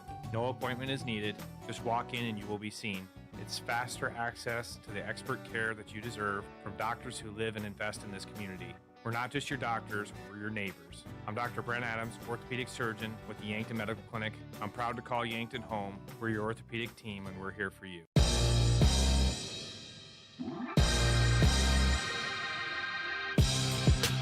Six runs in the top of the first. Yankton leads off of 6 hits, 4 of which for extra bases. A pair of doubles from Beck Reichen and Liam Villanueva, and then a pair of triples from Gavin Johnson and Easton Fieser is where we're at here in the bottom of the first. Josh Boelter, Brayden Butler, KYNT, KYN-TV. And Brayden, it's a tall task to ask anybody to come back from 6 runs in a baseball game. It's an even taller task with Sam Goki on the mound. Yeah, taking a look at Sam Goki across his last 2 starts, Josh. 4 runs total, given up 2 complete games, 21 strikeouts. That pitch, a ball to Bridger Massa Batten, who did walk and later came around to score in Game 1, had a strikeout as well. As he hits this one over to short, just over the head of Beck Reichen. It's a base hit for Bridger Massa Batten. Well, that's one way to get things rolling. A nice little shot out to left field, a leadoff single. You know, don't shut the door on the Sturgis Scoopers just yet. There's a lot of baseball to be played. I know we've mentioned that it's going to be a tall task, but that doesn't mean they can't climb that mountain. Yeah, and Batten, you could say he was batting up there. I wanted to do that so bad, so we're going to do it. Now we welcome Brody Royer to the plate. He had a hit and a walk in Game 1 last night as he takes a first pitch strike. So Sturgis trying to rally early here in this one, down 6. This one fouled off by Royer. Royer, who's handling the pitching duties here for Sturgis, trying to help himself out. He's got a runner on first. I always have to check over my shoulder, Josh, if there's a foul ball that's right below where our microphone is and someone runs over to it. I hear it sounds like the footsteps are behind me in the booth. You know, we got a pretty good crowd. Mike can pick a lot up.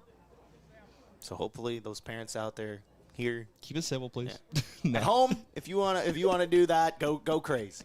Go crazy. We can't pick you up from home unless you want to call in. Then we still can't. So don't do it. Just don't. Just don't. Tell you, man, there's one guy I know for a fact could be heard through the TV. That was my stepdad. I would say the same for my father, Jeff Boelter. He can be heard. But you know what? So can I sometimes. I feel like all of them were yelling at the Huskers. Yeah, this one popped up over by second. Jackson Kudera getting underneath it to record the first out. The Boelters care about their Huskers. I'll tell you a story. So last night, my cousin graduated, right? My mom and brother went to the graduation. And anyways, I get a text from my brother while we're sitting here asking me, saying, hey, Grandpa Gene wants to know the Husker baseball score. And I'm like, 1, I'm working. 2, what? Which they did end up winning. They rallied from down 6-1 against Minnesota last night. His first pitch strike. Up, by the way, right now is Elijah Stroud. Stroud playing over at first. He did have a hit and an RBI and a walk in Game 1. But, yeah, so the Boelters care about their Huskers. And this pitch is out. Bridger Massa Batten going to try to steal second. The throw in time. They're going to say he got him over at second. What a throw from Gavin Johnson, Brayden. And we're looking at it again in your Vision Care Associates replay, Josh. It's great pop time, even from down on one knee. I know some baseball purists don't like the one knee stance anymore because they say it ruins your pop time. Didn't affect Gavin Johnson. They were able to get it down to second base in time. So now Stroud working with nobody on base as he takes the ball, make it 2-1.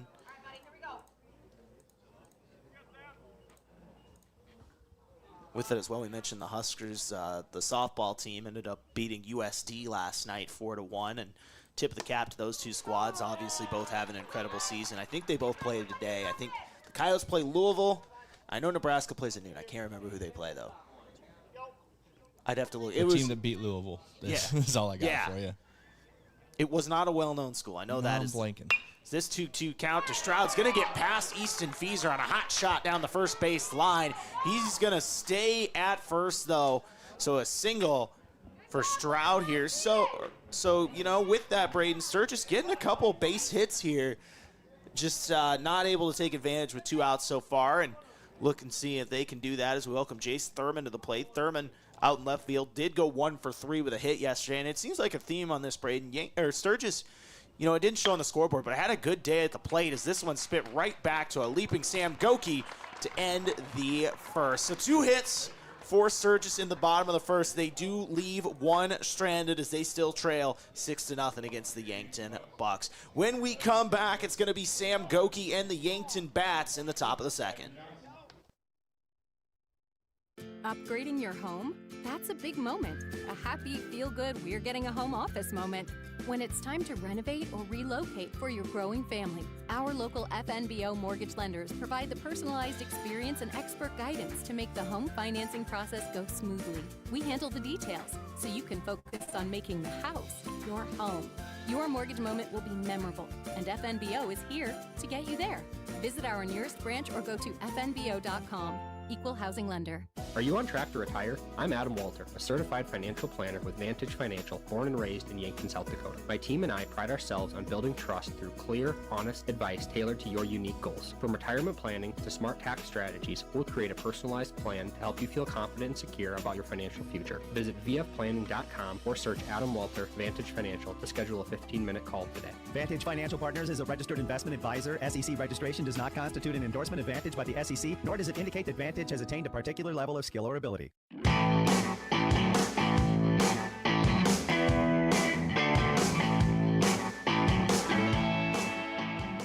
Top of the second, KYN-TV, Josh Boelter, Brayden Butler. Game 2 of the Super Regional as Yankton leads 6-0, 4 extra base hits, including 2 triples in the first. Once again, Yankton technically the visiting team here in Game 2. It's Brody Royer on the mound. He's thrown 34 pitches so far, and now he'll face Sam Goki, who did go 0 for 1 to start, but gives this one a ride out to the warning track, and right, that's going to get down, getting past the glove. Goki will have 2 bags to start the second inning. I think they're going to rule this an error too, Josh. Unfortunately for Goki's stat line, I guess, but at the end of the day, I don't think Yankton is too upset about him getting on base any way necessary, but that was a tough track for Jolly there out in right field. You saw him kind of backpedal to his left and just hits off the end of the glove. Yeah, tough break there for Sturgis, as now they'll welcome Easton Fieser to the plate. Once again, it had an RBI triple. That pitch outside. Cermak able to corral that one. Still a first pitch ball to Easton Fieser. I know we talked about it at length already, but errors were an issue yesterday for Sturgis. Can't start making them again today. Another pitch outside, 2-0. So, Brayden, I mean, how do you handle a situation like this? You got Sam Goki on second.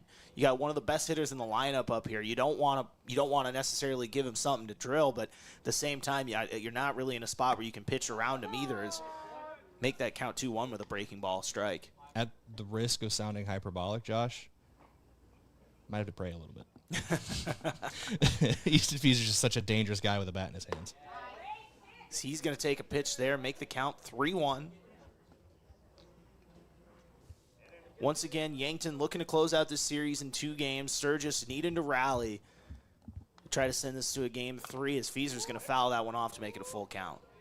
And that was a hardy cut on a 3-1 count as well, and Fieser's smiling to himself a little bit as he stepped back out of the batter's box. I think that was one that Royer just got the better of him on that one. Had a little more break than Fieser expected. Once again, Feaser did have an RBI triple in the first. He's got a chance to bring in another run with a base hit here with Goki on second. This pitch outside for a ball, so Easton Feaser is going to draw a 6-pitch walk. It's now 2 on with nobody out in the top of the first for Gavin Johnson. And if this sounds familiar to what Easton Feaser did, he also had an RBI triple in the first. And Gavin's a guy that we've talked about, multiple times this season, has a lot of hard hit balls. They're just finding gloves. Well, last time he came to the plate, did not find a glove, found the gap, and also found a triple for him. He's trying to lay down a bunt. That one a ball. Yankton, we did see that yesterday, scored a couple runs off a few bunts and really kind of got things going before the bats started hitting well. It was the bunts that kind of got things going for Yankton yesterday as Johnson tried to lay one down there. Will he do it again? Royer decides to step off, looks over at Goki on second, who was taking a pretty healthy lead over there at second. And Royer trying to keep him honest over there. And nobody really holding him, though, for Sturgis is the thing, as Johnson shows bunt again but pulls back. So working a 2-0 count here. And, I understand advancing the runners and see what can happen. But Johnson, we saw his power last inning, what he can do when he gives it a ride. And we'll see if they signal bunt here once again. And they will. This one outside, though, as well. And now all of a sudden a 3-0 count. Brayden, do you think that changes things where maybe now you're sitting 3-0, you're probably looking maybe just to eat a walk at this point? I expect him not even to – he might show bunt again. He's been doing a good job pulling back. It's that one right down the middle for a strike. That's one of those – sorry, go ahead. I say more signals from the third base coaching box. I don't know if they're going to switch up the mentality here or Johnson will show bunt again on a 3-1. And this one, once again, Royer spent a lot of time looking over at Goki. No throw-over attempts yet, but looked him down a couple times. And it's how the middle infield is set up now. You got to keep that third baseman in because Johnson's been showing bunt, so the shortstop can't cover the bag, and second baseman playing off a little bit too because if he's covering the bag while first baseman's holding Easton Feaser at first, there's just a wide-open gap on the right side of the infield. So with how Yankton has been approaching this at-bat, Sturgis can't really hold the runner at second. And now a full count on Gavin Johnson, 2 on, first and second, nobody out. Yankton up 6 here in the top of the second. Here's the full count. Pitch is outside, and the bases are loaded for the Bucks. And Tate Bestie coming to the plate. Another guy who's really gotten the bat going as of late. I feel like top to bottom, that's just the entire lineup, though. It looks like we're going to get another mound visit here, Josh.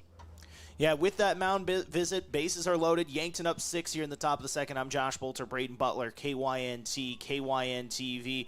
We're going to take a break, and we'll come back here as we conclude this mound visit.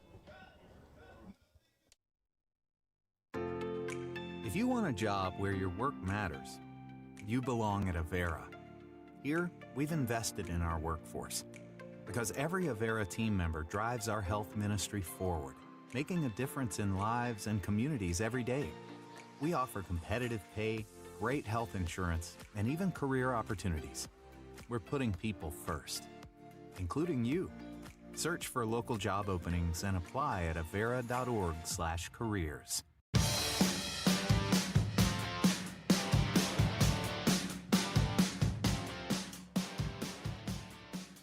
Bases loaded for the Bucks. Center fielder Tate Bestie at the plate, no outs.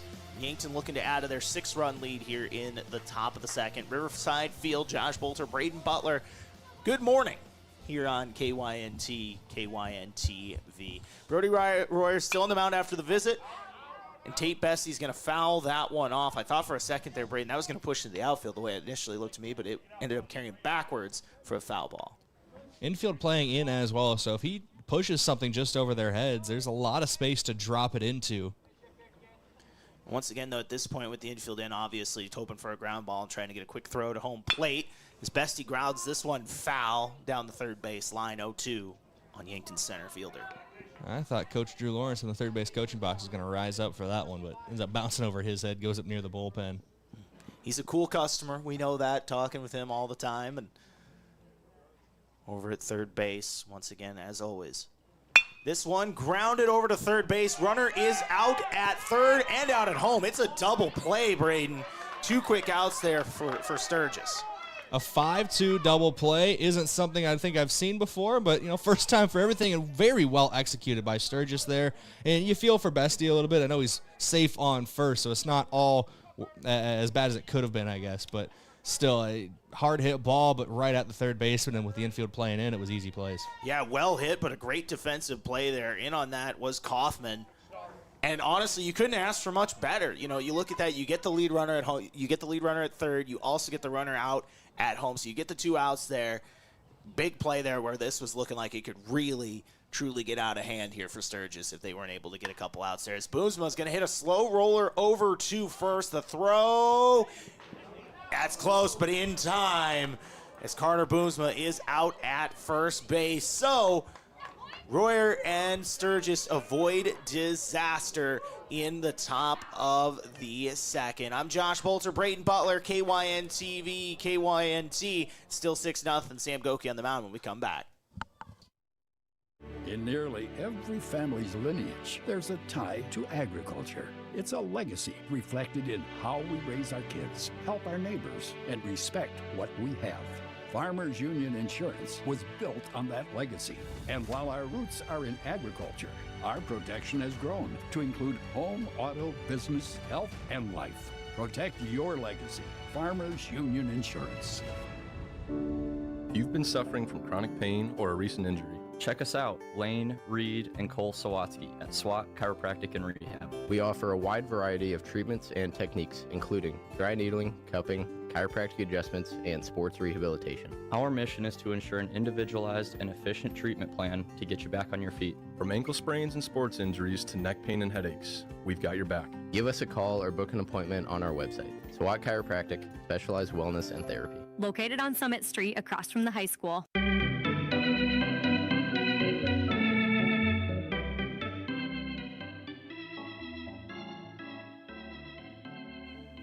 Bottom of the second, 6-0. Yankton leads here in Game 2 of the Super Regionals. It's Sam Goki on the mound and Brayden. A quick inning for him last time out, just 12 pitches.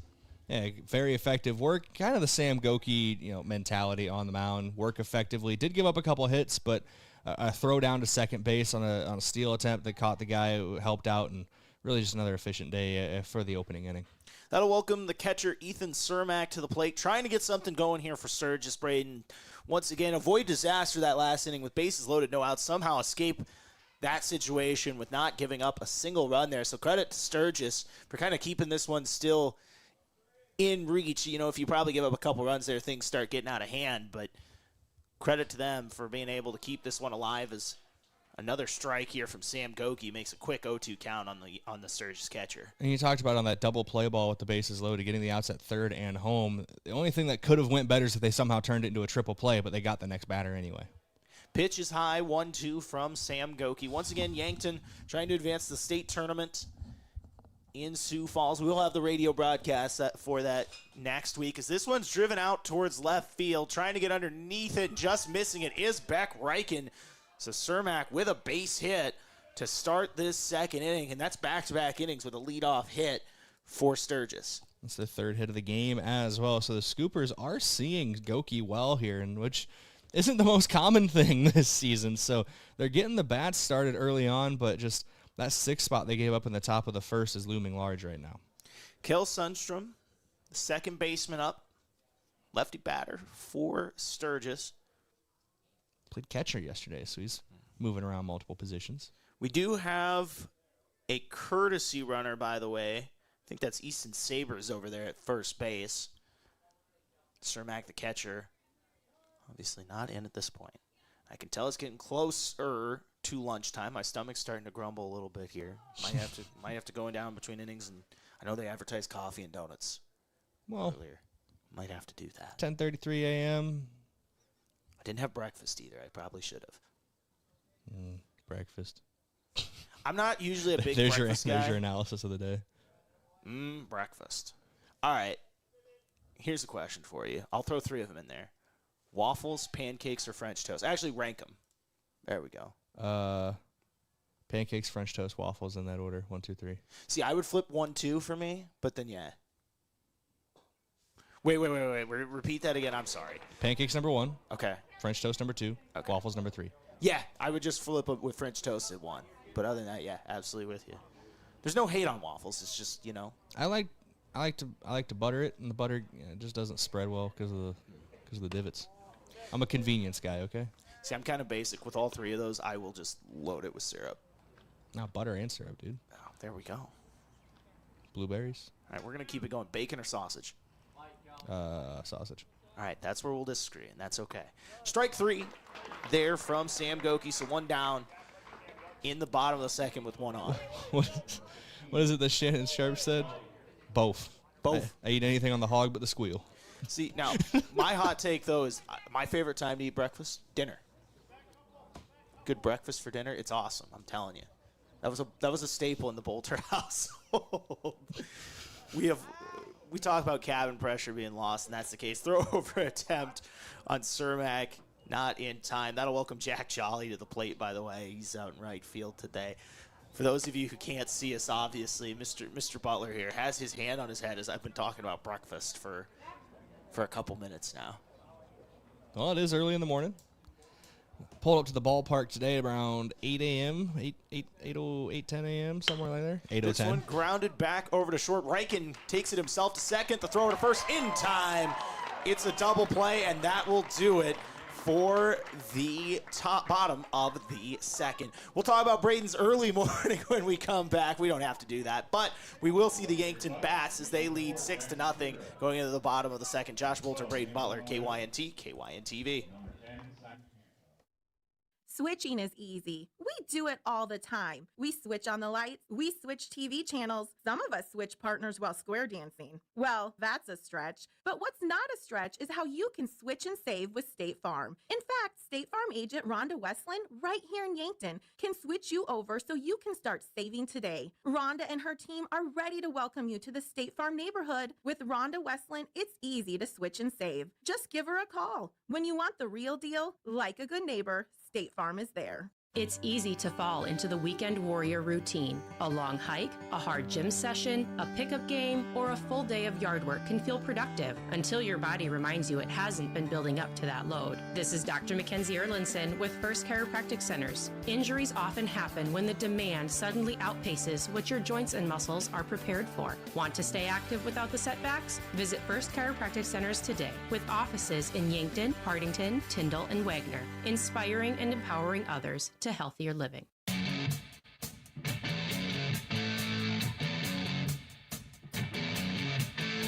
It's the Yankton 7, 8, 9 hitters here in the top of the third.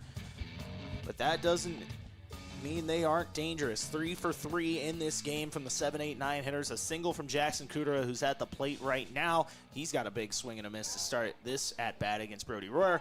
Also a double from Liam Villanueva and Simon Kamshoff with a single as well. Each of those hits bring runners around to score in the first inning as Kudera takes the ball 1-1. I'm Josh Boelter, Brayden Butler, KYNT, KYNTV. Yeah, you mentioned before we went to our last break, Josh, at early morning. For those wondering, because of how early it was, no full huddling with the herd today. Obviously, we'll be back next week talking to some coaches. Throw over to second in time on a grounder from Jackson Kudera to record the first out of the third. 1 up, 1 down here in the top half of the third. And that'll welcome Liam Villanueva to the plate. And Brayden, maybe we know he punts in the fall and plan to attend Mount Marty. Maybe the biggest punter I've ever seen in my life. And I looked at the roster online, and I'm listed at 6 foot. I'm like, there's no way. He's taller than me, and I'm 6 foot. The doctors measured me. I know that's true. Yeah, I was gonna say I'm willing to bet I'm right around 6'2", just under 6'1", and I have a feeling I'd be looking up at Liam Villanueva. He feels like a guy who's 6'2", 6'2.5", somewhere around there. But I digress. That pitch inside for a ball. You know, when I was talking to his dad, Mayor Mike, the other day, and we meet every other Friday for media briefings for the city commission meetings, and just talking about Liam. He's a passionate kid, loves sports, and involved throughout the year. And once again, seeing more playing time as the season kind of gets later on. He's really stepped up, hitting over 400 in limited plate appearances, but we saw that RBI double as well in the first. Fun to watch him get to play. If he's seeing it well, he can definitely drive it, and I think kind of adds to the mystique of being him being a punter. It's like, man, he's big for a punter. You see a lot of punters at the high school level who are sometimes just scrawny guys. Liam Villanueva, very much not that. He clearly goes and spends time in the gym, but he's going to take a walk down the first baseline here. Yeah, takes a walk, and he's a punter built like a linebacker, is how I put it. But he's going to be on first, and we are going to get a mound visit here from the catcher, Cermak, talking to Royer on the mound, who's thrown 60 pitches, just 2 1/3 into this game, giving up 6 runs, 6 hits, all, though those 6 runs coming in the top of the first. Did get out of a bases-loaded jam with no outs. You don't see that very often in baseball, where usually you're giving up at least 1 in that situation. It did a good job with a double play. But now Simon Kamshoff at the plate.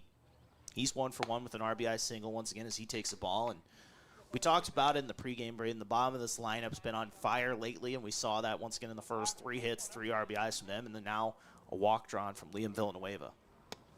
That pitch is going to get past, and that'll send Villanueva down to second base. Now you got a runner in scoring position for Simon Kamshoff here, and I want to circle back to talking about just weight training and just the workout program for the Yankton Bucks. You hear a lot of praise heaped on Coach Rosie and the effect he has on the off-season training programs as Simon Kamshoff takes that one off the helmet. They're going to check and make sure he's all right. That's why we wear helmets, gentlemen, but still a worrying moment when it gets called into play there. Yeah, don't want to see that. And like you said, taking the walk over there to check on him. I think he's okay. He seems okay, maybe a little slow, but still walking down there. Obviously, anytime you take a pitch off the head, it's not good. Does look as of right now he's going to stay in this game, though. Obviously, that would be interesting. Obviously, one, you worry about his health if he goes out. But if he were to leave, he's playing third base today, and the other third baseman on the team is pitching. So that would be something. And I think the next option would be, we've seen Brendan Gilmore play a little bit of third base. That'd be the guy who steps in. Steady glove there, yeah. But, yeah, they're still checking on Kamshoff over at first. And probably just the usual questions of, like, check your eyes, where are you? What day is it? What just happened? What's the score? Just to make sure. And I know I'm saying that kind of facetiously, but it is important to make sure that these guys are cognitive. I know we've, in the last couple of years, as a society, become much more cognitive of head injuries, but he looks to be okay over at first. So 2 runners on, first and second, a walk and a hit by pitch in this inning. That'll welcome Beck Reichen to the plate. He's 1 for 2. Started things off with a leadoff double out into left center. Later came around to score in the first as that pitch is inside to Beck. So the top of the lineup coming around here with 2 on and 1 out. You got some dangerous hitters. You can say that about any part of this lineup, though, but quite literally the 2 team leaders in almost every hitting category are currently on deck and in the hole, and Beck Reichen, one of the best in the entire state at just getting on base flat out any means necessary. So Royer struggling with his command here a bit, Brayden, this inning. Like we said, we've seen the walk, we've seen the hit by pitch, and now has a 2-0 count on Reichen as that one's inside, make it 3-0, in danger of putting the bases loaded again. And Royer, I know it's been a heavy workload today. This is 66 pitches now for him, but you got to remember he threw 28 yesterday. So in less than, I'd say, about 16 hours, he's thrown nearly 100 pitches. Nice first strike there, this at bat, make it 3-1, put a little bit of pressure on Reichen. So Royer trying to battle back with 2 on and 1 out. Here's the 3-1. That one's high for a ball, and Beck Reichen's going to take the trip 90 feet down to first base with the bases loaded, with Sam Goki coming to the plate.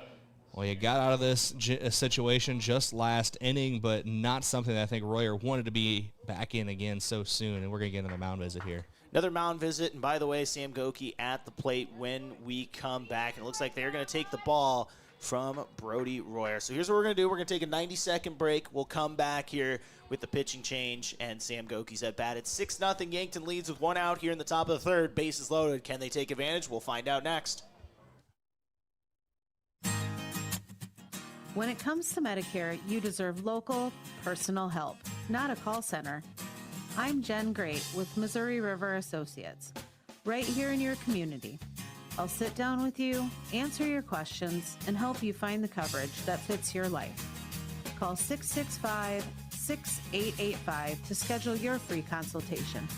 Missouri River Associates, your hometown Medicare resource.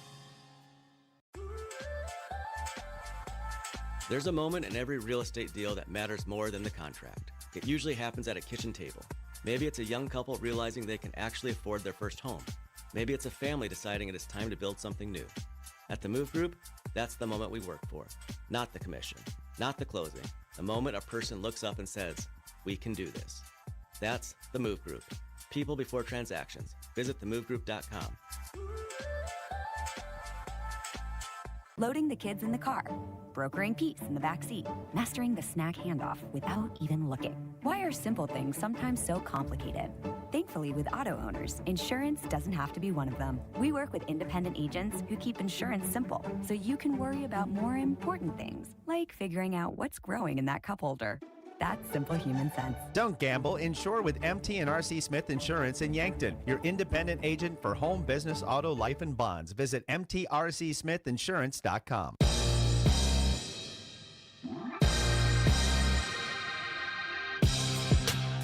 Top of the third, Yankton with bases loaded and one out. We do have a pitching change here for Sturgis. Brayden, it's a guy we saw yesterday in Tate Johnson. Let's talk about his numbers from last night. Through 30 pitches last night, 1 1/3 innings pitched, gave up 1 hit, 3 runs. They were all earned. Did have 2 strikeouts, but issued a pair of walks as well. And he's in a bit of a jam. Bases loaded, 1 out. We did see Sturgis get through one of those situations in the top of the second with no outs there. Turned a double play on a grounder over at third base, then got the lead runner at home. Sturgis trying to keep this lead for Yankton at 6, and they got a tall task here. Sam Goki at the plate. He's 1 for 2. They did officially count his last plate appearance as a hit. Wasn't sure if it was going to be a hit or an error, but will go in the record book as a hit. We were talking French toast earlier. We got to call out our board guy today, Jose. He said, so we both had French toast in our top 2 between pancakes, waffles, and French toast. Jose said they're only good as French toast sticks. Jose, I'm sorry, man. You can't have a take like that and not expect me to call you out. It just is what it is. I'll expect your response accordingly. All right, that pitch in the dirt on Sam Goki makes the count 1-0 from Johnson. Brayden, Yankton trying to add to the 6-run lead here in the third. Johnson with a tall task.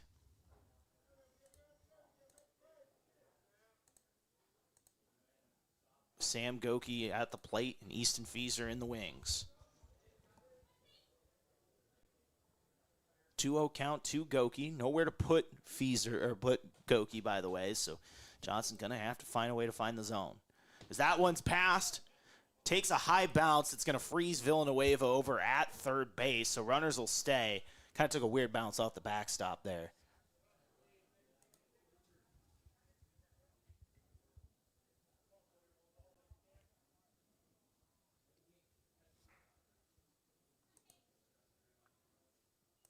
Bases loaded. 3 balls, no strikes to Sam Goki. 1 out. Yankton leads 6-0. Here's the pitch. It's a walk, and that'll bring home a run to make it 7-0. 4-pitch walk to Sam Goki. So it's now 7-0. Yankton leads. Easton Fieser now will be at the plate. He's 1 for 1 with a walk today. Had a triple in the first inning.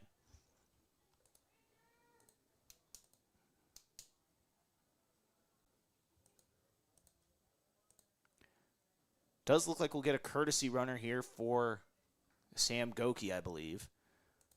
Typically, once again, you see Will Sager take a lot of those spots. At least they're pointing down there. I'm not sure if it's a courtesy runner. Either way, bases loaded, 1 out for Easton Fieser. 7-0 the score as he pops that one high in the sky out towards right field. Jolly coming in on it, makes the catch. Runner will be sent home and score. It's a sac fly for Easton Fieser. Make it 8-0. Lead runner does advance. So now runners on the corners with 2 outs for the Bucks.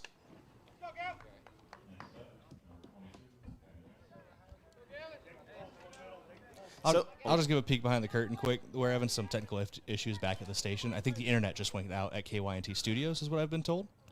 So I'm going to take a phone call to try to fix that. So we're going to do the wide camera for now. I do apologize. Deep to right field. That one is caught, and that will end the inning. A ride from Gavin Johnson gets caught out there. So 2 runs in the top of the third for the Bucks. When we come back, it's Sam Goki on the mound, Josh Boelter, Brayden Butler. Should clarify, we can't go to break. We are not going to break. We're going to keep it here. Internet went out of the station, so we can't go to break. I We will apologize. not go to break, and what we're going to do instead, we're going to power rank breakfast food. No, I'm just kidding. But Brayden, I'm gonna make a call to try to. So here's what you're going to do. You're going to get some time with me. You'll hear the sweet sounds of me, if you consider them to be sweet sounds. As Yankton, once again, if you missed today's action or just tuning in, you've missed a lot. Yankton added 6 runs in the top of the first, including 4 extra base hits, a pair of triples from Gavin Johnson and Easton Fieser, tacked on a couple runs, as well as a few extra base hits from Beck Reichen, Liam Villanueva. Jackson Kudera had an RBI single on that as well, as Simon Kampshoff with an RBI single. Then just tacked on 2 there, a sac fly from Easton Fieser and a bases-loaded walk from Sam Goki. Yankton, if they win here, will move on to the state tournament in Sioux Falls next weekend. Of course, with that, they also have another opportunity if they were to lose this lead here in game 1 and drop, or in game 2 and drop this one. Of course, we would have another game here this afternoon. But as it stands, Yankton appears to be on their way to Sioux Falls, which we'll have for you next weekend. Audio only on that, but looking forward to that one, a Memorial Day State Tournament weekend. Memorial Weekend, yes. Sam Goki on the mound. Pitch count, relatively good shape, giving up a couple of hits so far, 3, but has thrown only 24 pitches through 2 innings. 12 in both of them. I think there was one game earlier this year where he threw 11 pitches in every single inning except for, I think it was the 5th or the 6th, where he threw 12. So he's been really effective. 1 strikeout today. And if you're tuning in, thank you for joining us. It's a morning super regional, as we call it, here on KYNT, KYN-TV. First pitch is a ball from Sam Goki. That welcomes Blake Kaufman to the plate, by the way. He's playing over at third base today. As he fouls, that one's off, evens the count at 1 apiece. Once again, if you're tuning in here on KYN-TV, thank you for joining us. We are having some internet issues back at the studio, so we appreciate your patience. Brayden's working on it. Until then, you're going to hang out with me for a while. Here is Yankton up 8. This one, swing and a miss on a breaking ball from Sam Goki. Kaufman, once again, the third baseman today for Sturgis, as they're trying to rally. Obviously had a long trip out here, making the trip across state, as this one fouled down the third baseline for Kaufman. 3 hits for the Scoopers so far. 2 leadoff singles as well to start each inning, so Goki giving up a base runner here to start each of the first 2 innings. We'll see if he can avoid the same fate here against Kaufman as he's working a 1-2 count. Here's the pitch. Swing and a miss. Strikeout number 2 here for Sam Goki today. Led the team, by the way, coming into today with 36, now at 38 after a pair of strikeouts here through 2 1/3. That'll welcome Bridger Massa batting to the plate. He did have a single in the first inning. Later got caught trying to steal second as he takes a big whiff at the first pitch of this at-bat. Once again, an early morning game here with the possibility of Game 3 if Yankton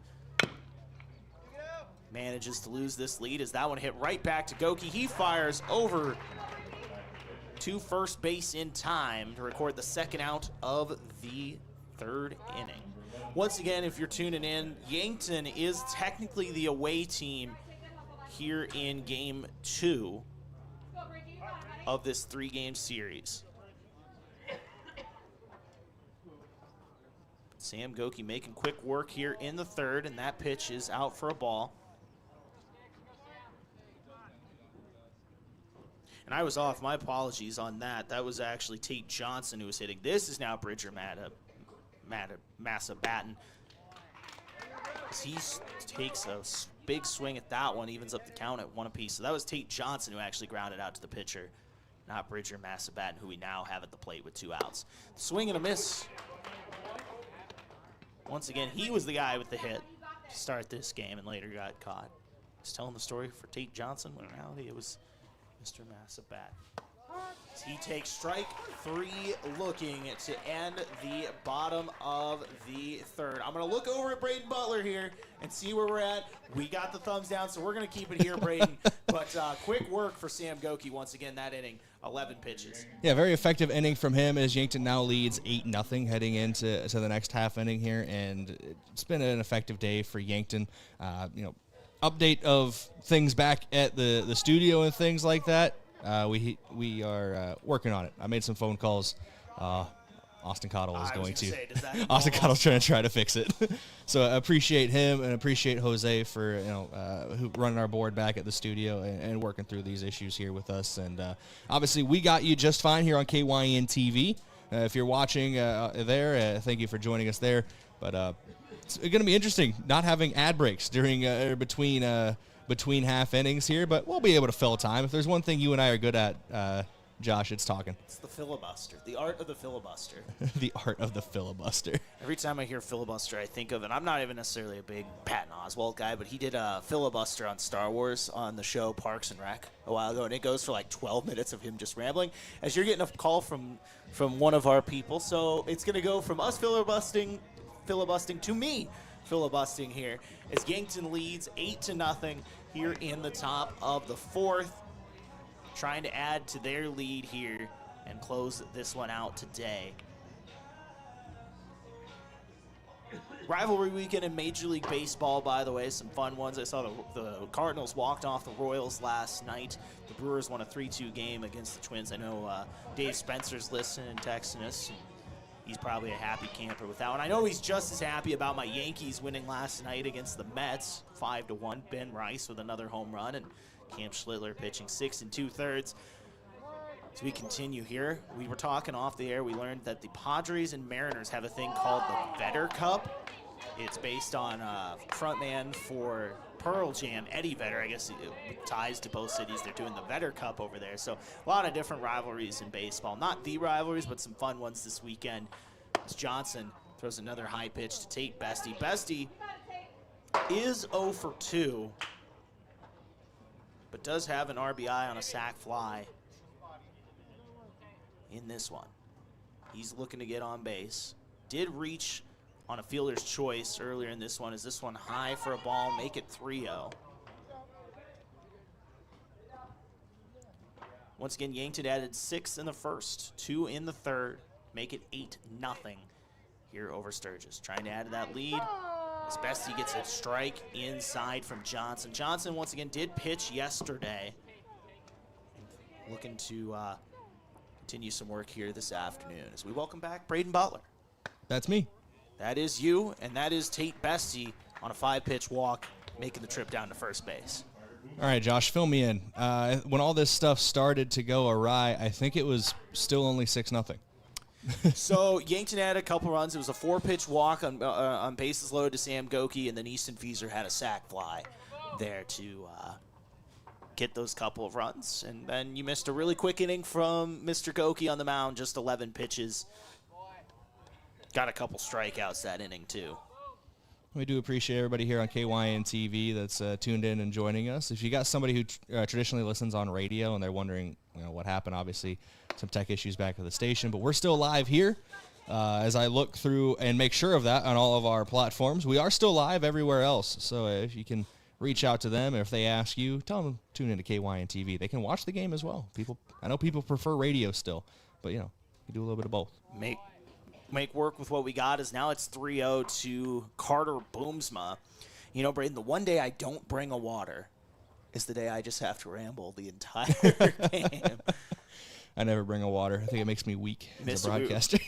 I was walking everybody through rivalry weekend in Major League Baseball, too. We were talking about the Vedder Cup that we learned about in the pregame. For your Sunday Eddie high Vedder. of 90. You can't say that. I don't know if there's any other musician who can say that about could be severe their career. They have a baseball rivalry named after him. Is this one battling back from Johnson, make it 3-2 on Carter Boomsma? This is right up there with the band Kiss getting their own branded WCW wrestler in the late 90s. Yeah.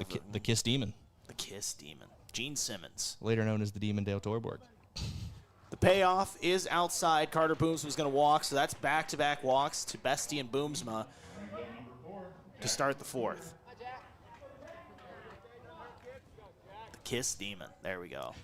Man, it really is shocking that WCW went out of business. There really were some characters in WCW. The Yeti. I know Chucky made an appearance at one point, like the horror character. Is this one low to Jackson Cooter? So Tate Johnson kind of struggling with his command here in the fourth. Yankton's got 2 runs. Once again, this is the top of the fourth. That's not a typo. Yankton technically the visiting team here in game 2. Now, I assume if somehow Sturgis would rally, that would switch back.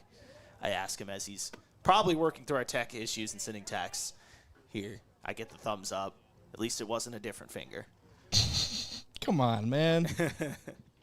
Here we go, 2-0 to Jackson Kudera. Kudera is 1 for 2 with an RBI single, and he spits this one back over to short. The throw to third is passed. That will bring Bestie home, and getting over to third is Boomsma. So Yankton capitalizes on a Sturgis error to add a run and then get Boomsma over to third base. I believe, if it's not at this very moment, it's very soon that we are all connected again to KYNT Studio. So if you're listening on KYNT 102.1 FM AM 1450, welcome back. It's now 9-0. Yankton leads here in the top of the fourth as we are, in the fourth inning of this one. Yeah, and Liam Villanueva at the plate. Runners on the corners. Yankton did add 2 in the third and 1 in the fourth. We appreciate your patience here on a Saturday morning here in the Super Regionals. Liam Villanueva does have a double in this game as he takes a ball just outside, even the count at 1 apiece. Yankton obviously looking to close this one out. They're up 9-0. Still have a little bit of work to do as with Sturgis being the home team here. We will play through a full 5 no matter what. A lot of times, obviously, if it's here and you get the 10-run rule, you're going to see only 4.5. But with Sturgis being the home team, we would play the bottom of the 5th. Yankton, once again, obviously has to get there. They're in a good spot to do so. With runners on the corner, it's Boomsma at third. He's fast, steals a lot of bases, but I don't think he's going to try to steal home. As Villanueva puts this one back up the middle, ball is dropped, and that'll cause there's still a double play out of that, but as that happens, Brayden, Carter Boomsma sneaks home and adds another run. It's 10-0 Yankton here in the top of the fourth. Well, still a close play at first. I think Villanueva thought he was safe, and that might be – I don't think first base coach Trey Creer is, pleading his case over there. Might have said 1 or 2 quick things, but it was a close play at first. Good piece of hitting, though, for Liam Villanueva to drive in another run, a 10th run, which is important here. Yes, now that 10-run rule is in effect, and it's one of those, I think if the score is a little closer, you might see Yankton argue that one. It was close from up here, hard to tell. As this pitch is a ball. At the plate, Simon Kampshoff with 2 outs. And we do have word from the audience that radio and video is going strong. He might have also said, "Go Brewers." If that, I know you're in the group text, but it's Mr. Dave Spencer. I told you people at home he would be happy with that Brewers score last night with that victory over the Twins. The Brewers, the guys who are 2.5 games back in the division. Who is that back there? I don't speak second place, Dave. Come on, let's go Cubs. All this to be second place by like the middle of June. Yeah, they're gonna do it. You know it's gonna happen. That's how the Central works. The Brewers will be 8 games clear at the end of July, and I'll go, man, we had them though in May. Every single team in the Central, by the way, above 500 as Kampshoff grounds that one over the throw, not in time, so it's an infield single from Simon Kampshoff over there at short now. They did make the change, by the way, with the pitcher. I think that's Royer actually over there right now. He started the game on the mound and now over at shortstop, by the way. That's one of the things we did as we're kind of making some changes here and getting through things. We're still kind of catching up on a couple things. So Royer over there at short, by the way, with Johnson on the mound. A little worrying there for a moment. Royer's obviously thrown a lot the last couple of days, between 28 pitches yesterday, I think close to 70 pitches today, maybe a little over. Holding his arm a little awkwardly over there at shortstop, but probably got some tightness over there with how much he's thrown over the last 2 days. So count 0-1 to Beck Reichen. Make it 0-2, but the pitch does get passed. That'll send Kampshoff over to second. Riken obviously now with a chance to bring a runner in here and pad that Yankton lead. Now, we talked about yesterday, it's almost like adding more insurance where you're trying to finish this game off with the 10 runs as it is. So now you're trying to add a run or two to that to kind of cushion that situation. And Riken with a chance to do that here in the top of the fourth. Yankton added 6 in the first, 2 in the third, and 2 in the second. There's a runner on second. It's Simon Kampshoff with Beck Riken at the plate, and that pitch is going to get past. And now Kampshoff's over at third. Now, with all the issues we've had today, Josh, I do need to give a big thank you to Jose, our studio technician, back at the studio, to making sure everything's, getting back online. I know Austin Cottle helping out as well, making sure we're getting back over radio. I do appreciate the work from both of those guys, making sure we're on the air for you today. That pitch in the dirt. Yeah, we appreciate Jose's work, even though if we talked about it earlier. I don't know if that caught on the air, but I did call him out for his taste in French toast. It's because of the French toast sticks thing. That's why everything went off the air. Our internet said, what? We're done. We're done. No more. No more live microphone for these guys. Jose, we appreciate you, but I question your French toast taste, and that's okay. It's okay. Not everybody can be right. Full count here to Beck Riken, 1 on. And he's going to be stranded as Riken eats a strikeout there to end the top of the fourth. But Yankton adds 2. It's 10-0. Bucks lead here over Sturgis going into the bottom of the fourth. I'm Josh Boelter, Brayden Butler, KYNT, KYN-TV. Looking for the perfect pair of glasses? At Vision Care Associates, we've got you covered. Step into our showroom and discover our vast selection from timeless classics to the latest trends. With several styles to choose from, you're sure to find the perfect match for your look. Experience personalized service and expert care, whether you need help finding the right frame or adjusting your new glasses for the perfect fit. Vision Care Associates, where the health of your eyes comes first. Save time when you shop online with Hy-Vee. Hy-Vee makes it easy to order groceries online through our app or Hy-Vee.com. Pickup is always free. And if you have a Perks Plus membership, you get free delivery and free express pickup.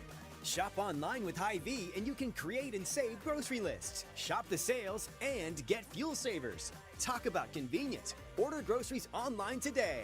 Check out Hy-Vee.com or download the Hy-Vee app.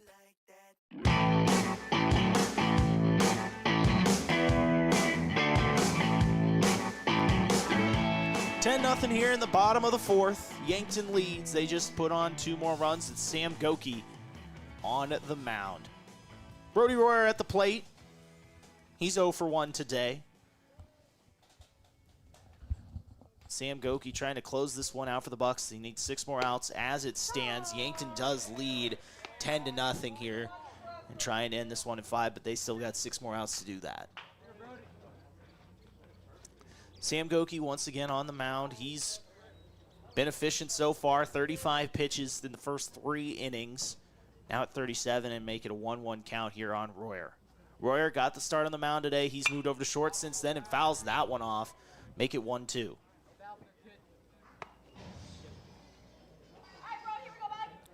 I just accidentally, so I'm checking our stats on Game Changer.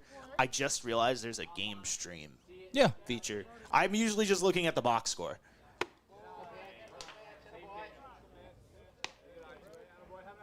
Well, I don't know what to say. I can see what's happening out here, but if you go on that, but yeah, a lot of times I'm just looking at the box score. Is Royer is going to be sat down with a strikeout. That's strikeout number 4 here for Sam Goki. We talked about he just had 1 strikeout going in the last inning. Well, he's had 3 here in the last 4 outs. Yeah, no, I did not realize that has a full outfield version of what's going on with the lineup and whatnot. I just usually look at the box score to see what somebody's done so far. What's up? That pitch in for a strike. It's Stroud at the plate. He's 1 for 1 today. It really is interesting sometimes the text you get up here. Anyway. Make it strike 2. Another pitch from Sam Goki. He's starting to really get hot here, Brayden. Gave up some early base hits, but still managed to keep it scoreless on the board out there, and now all of a sudden he's getting strikeouts in a hurry as that pitch is high for a ball. Once again, if you're just tuning in, you've missed a lot. Yankton, 6 runs in the first, 2 in the third, 2 in the fourth. A pair of RBI triples, 1 from Easton Fieser and 1 from Gavin Johnson in the first inning. Really sparked things as that pitch is a ball. Evens the count at 2 apiece. Stroud, the first baseman today for Sturgis. Here's the 2-2. This one grounded back up over to second. Kudera boots it, but recovers in time to make the throw to record out number 2 here in the fourth. And good recovery there by Kudera at second base, showing some poise and composure over there. You see a lot of times if guys boot it like that, they rush the throw to first and make a bad situation even worse, but able to recover well. So 2 outs, nobody on here for Sturgis. They're down 10-0. Yankton obviously trying to close out this series right here and book their trip to Sioux Falls. This one hit right back to Cooter, and he catches it on a line to end the fourth inning. When we come back, the Yankton Bats, they lead 10-0 going into the top of the fifth. I'm Josh Boelter, Brayden Butler, KYN-TV. Ready to build your next project, but can't get anyone to show up or even give you a quote? Call John Kopp, owner of Kopp Building Innovations. He will show up, and he will make sure you are happy with your project. Trust in Kopp Building Innovations. KBI is an authorized WIC builder offering custom solutions. Whether you need a residential garage, an agricultural pole barn, or a commercial building, we will work with you. For more information or to get a quote, visit koppbuildings.com. Spring is here and the games are just getting started. From baseball season in full swing to NHL and even golf, At the Bar has it all on. Add in local matchups and more, and there's always a game worth watching. With TVs everywhere and a welcoming hometown feel, it's the perfect place to kick back and enjoy the game. So bring your friends, settle in, and be part of the crowd, where every cheer feels a little louder and every moment a little better together. You can watch the game anywhere, but the real fans gather at the bar in downtown Yankton.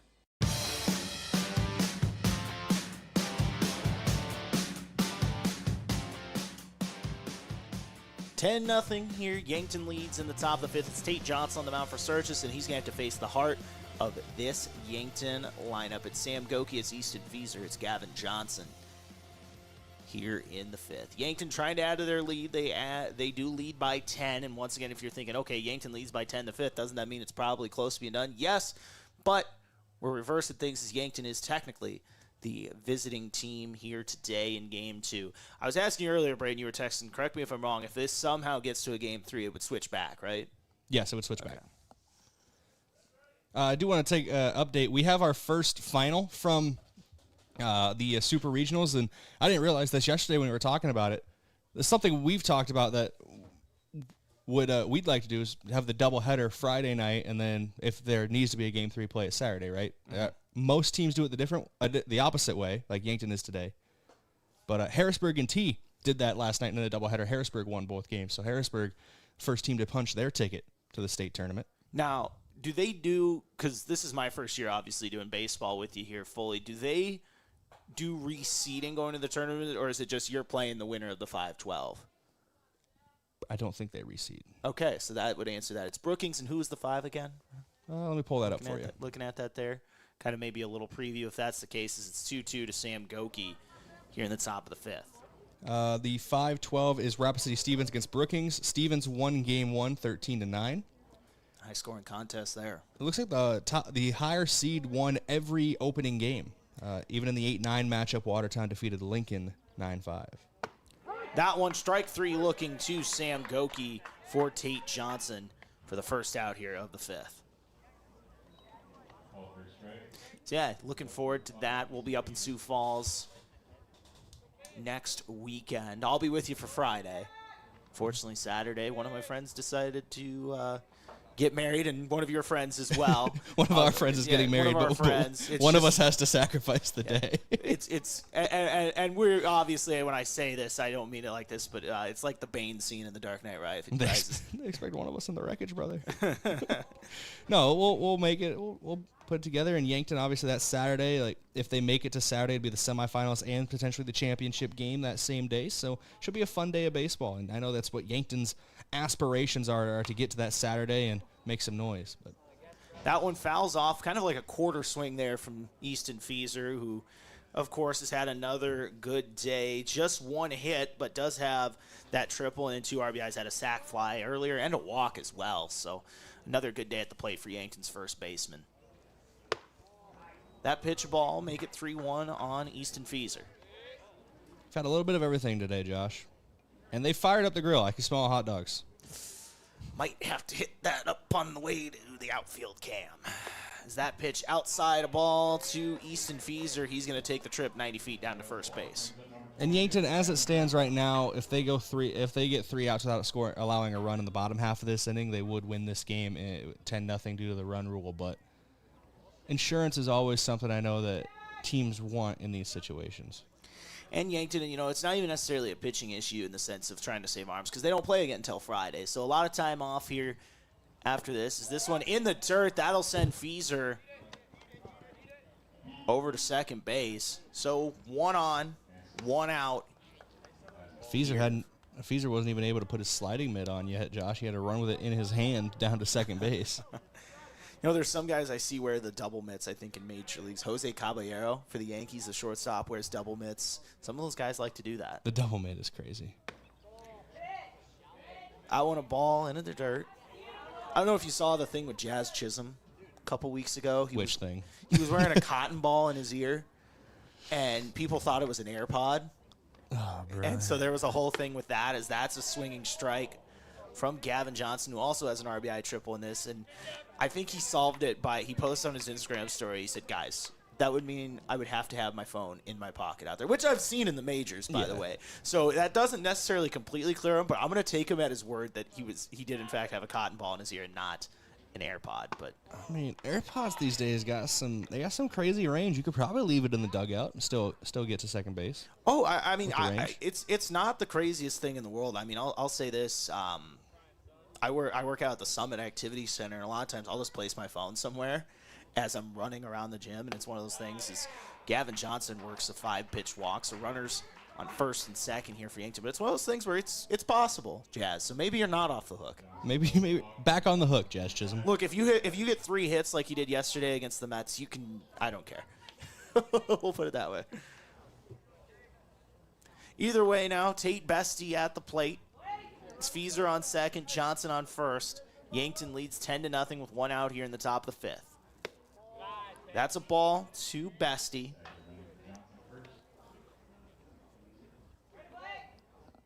Who's on the bump today for the Cubbies? We talked about this yesterday. I know the answer. He likes coffee. It's Jamison Tyone, isn't it? Happy Jamison Tyone bump day. Oh, as that one catches Bestie in the back, Brayden, that made a loud thud. Yeah, that one caught him pretty flush between the shoulder blades, the scapula, for you anatomy fan out there. But looks like we're going to get a mound visit off of that as well. And that's obviously not intentional. Johnson showed remorse on the mound basically immediately after that pitch hit Bestie, but still something. That's not the first batter he's hit today.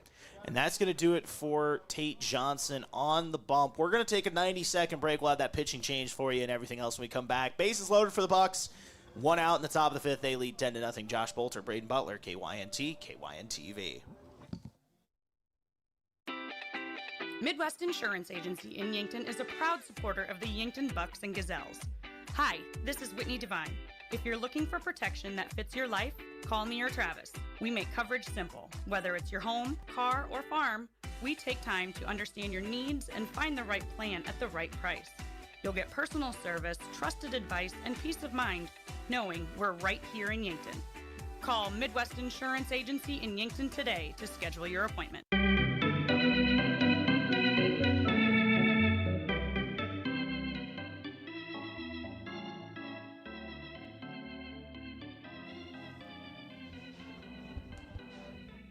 Josh Boelter, KYNT, KYNTV. We got Mr. Stroud on the mound here for the Sturgis Scoopers. It's Elijah Stroud.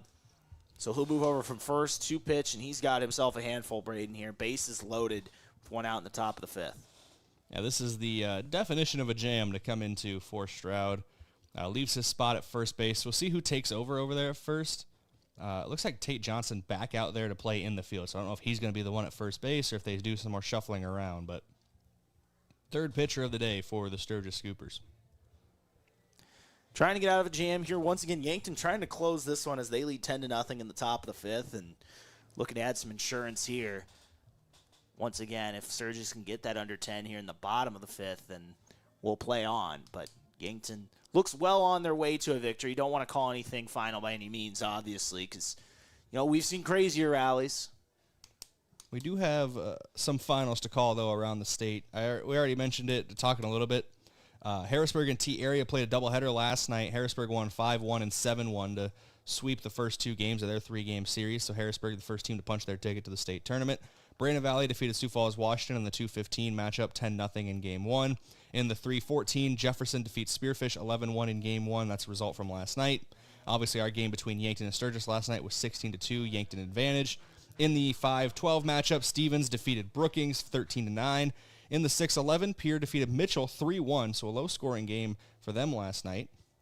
O'Gorman defeated Sioux Falls Roosevelt in the 7-10 matchup in Game 1, 14-4. And in Game 1 in Watertown, the Arrows defeat Sioux Falls Lincoln 9-5 in the opening game. All of those series concluding today, and from the looks of it, Josh, only one of those games would be underway as of right now.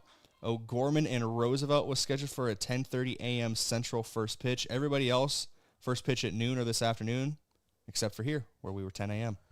All right, back on the scene. Thank you, Brayden, for that update on the regionals across the state here and how things are shaping up for next weekend in Sioux Falls. But to set the scene of where we're at, bases loaded for Carter Boomsma, 1 out. Yankton leads 10-0 here, top of the fifth. Boomsma pops that one high in the sky, back behind the mound, or back behind the plate here.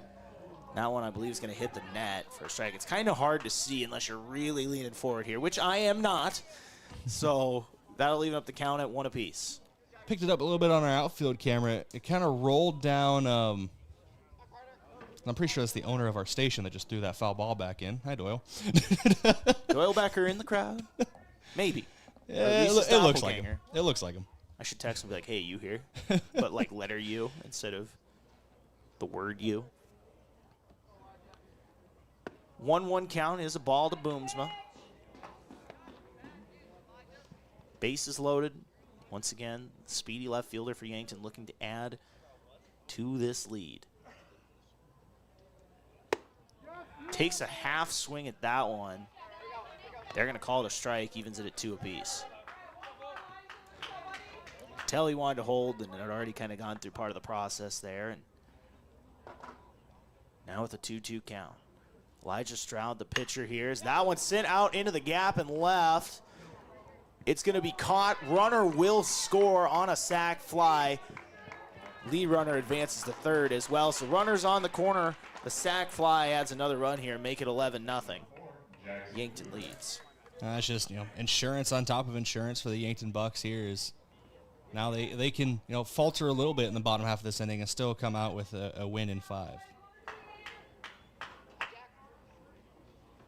So that'll welcome Jackson Kudera to the plate. Here is Yankton leads 11-0. 2 outs here in the top of the fifth. Getting a mound visit here for Stroud. So he's trying to battle out of this and limit the damage here to just 1 run. Yankton has scored in every inning but the second. Even then in that inning they had bases loaded with no outs. He's not able to take advantage of there, but everywhere else they have. Runner goes.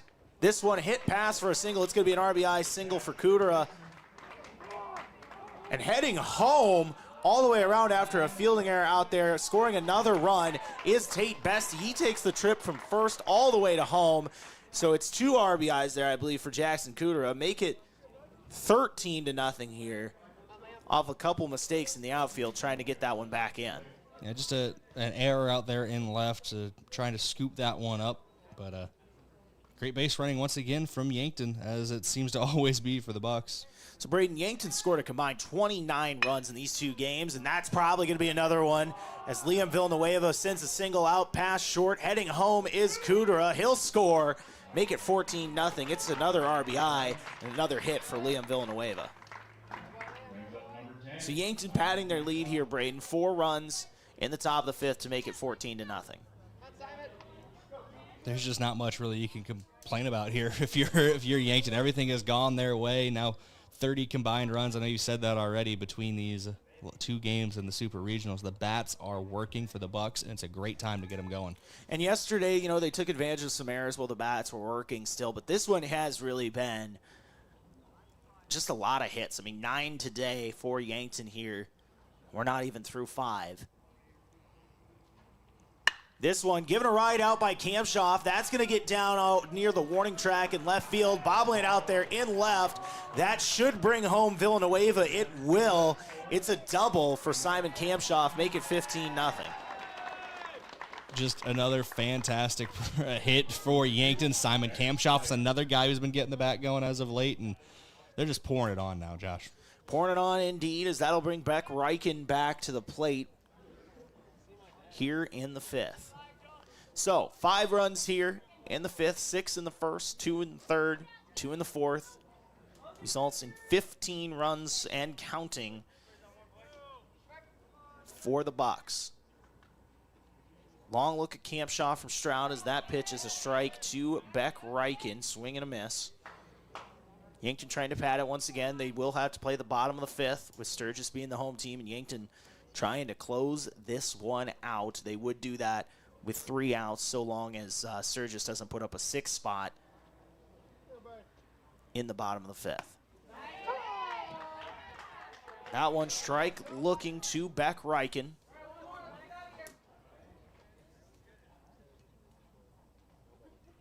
Stroud just 1 strike away from getting out of this nightmare 5th inning. Not his fault completely, there's been a couple different pitchers and some fielding mistakes as well, but just trying to get out of here. When I say nightmare, I mean collectively as a squad. And it's been a rough trip across the state for Sturgis, and that's got to weigh on their mind, but it's been a good season for them. Obviously, just the matchup wasn't great for them in the Super Regionals, but line drive from Reichen gets down in left field. That should bring home Kamshoff. It will. It's an RBI double for Beck Reichen. And to finish the thought on that, just, you finished the season above 500. You played a lot of good teams, and you won a lot of games this year. Just unfortunately, something about this matchup today and yesterday, just Yankton has had their number. I know it's going to be a tough trip back across the state to Sturgis, but it's been a successful season for the Scoopers despite what we've seen today and yesterday. Yeah, making the regionals here, a chance to advance. And, they're going to come up short, but it's one of those where they put in a great effort as this one's fouled off by Sam Goki.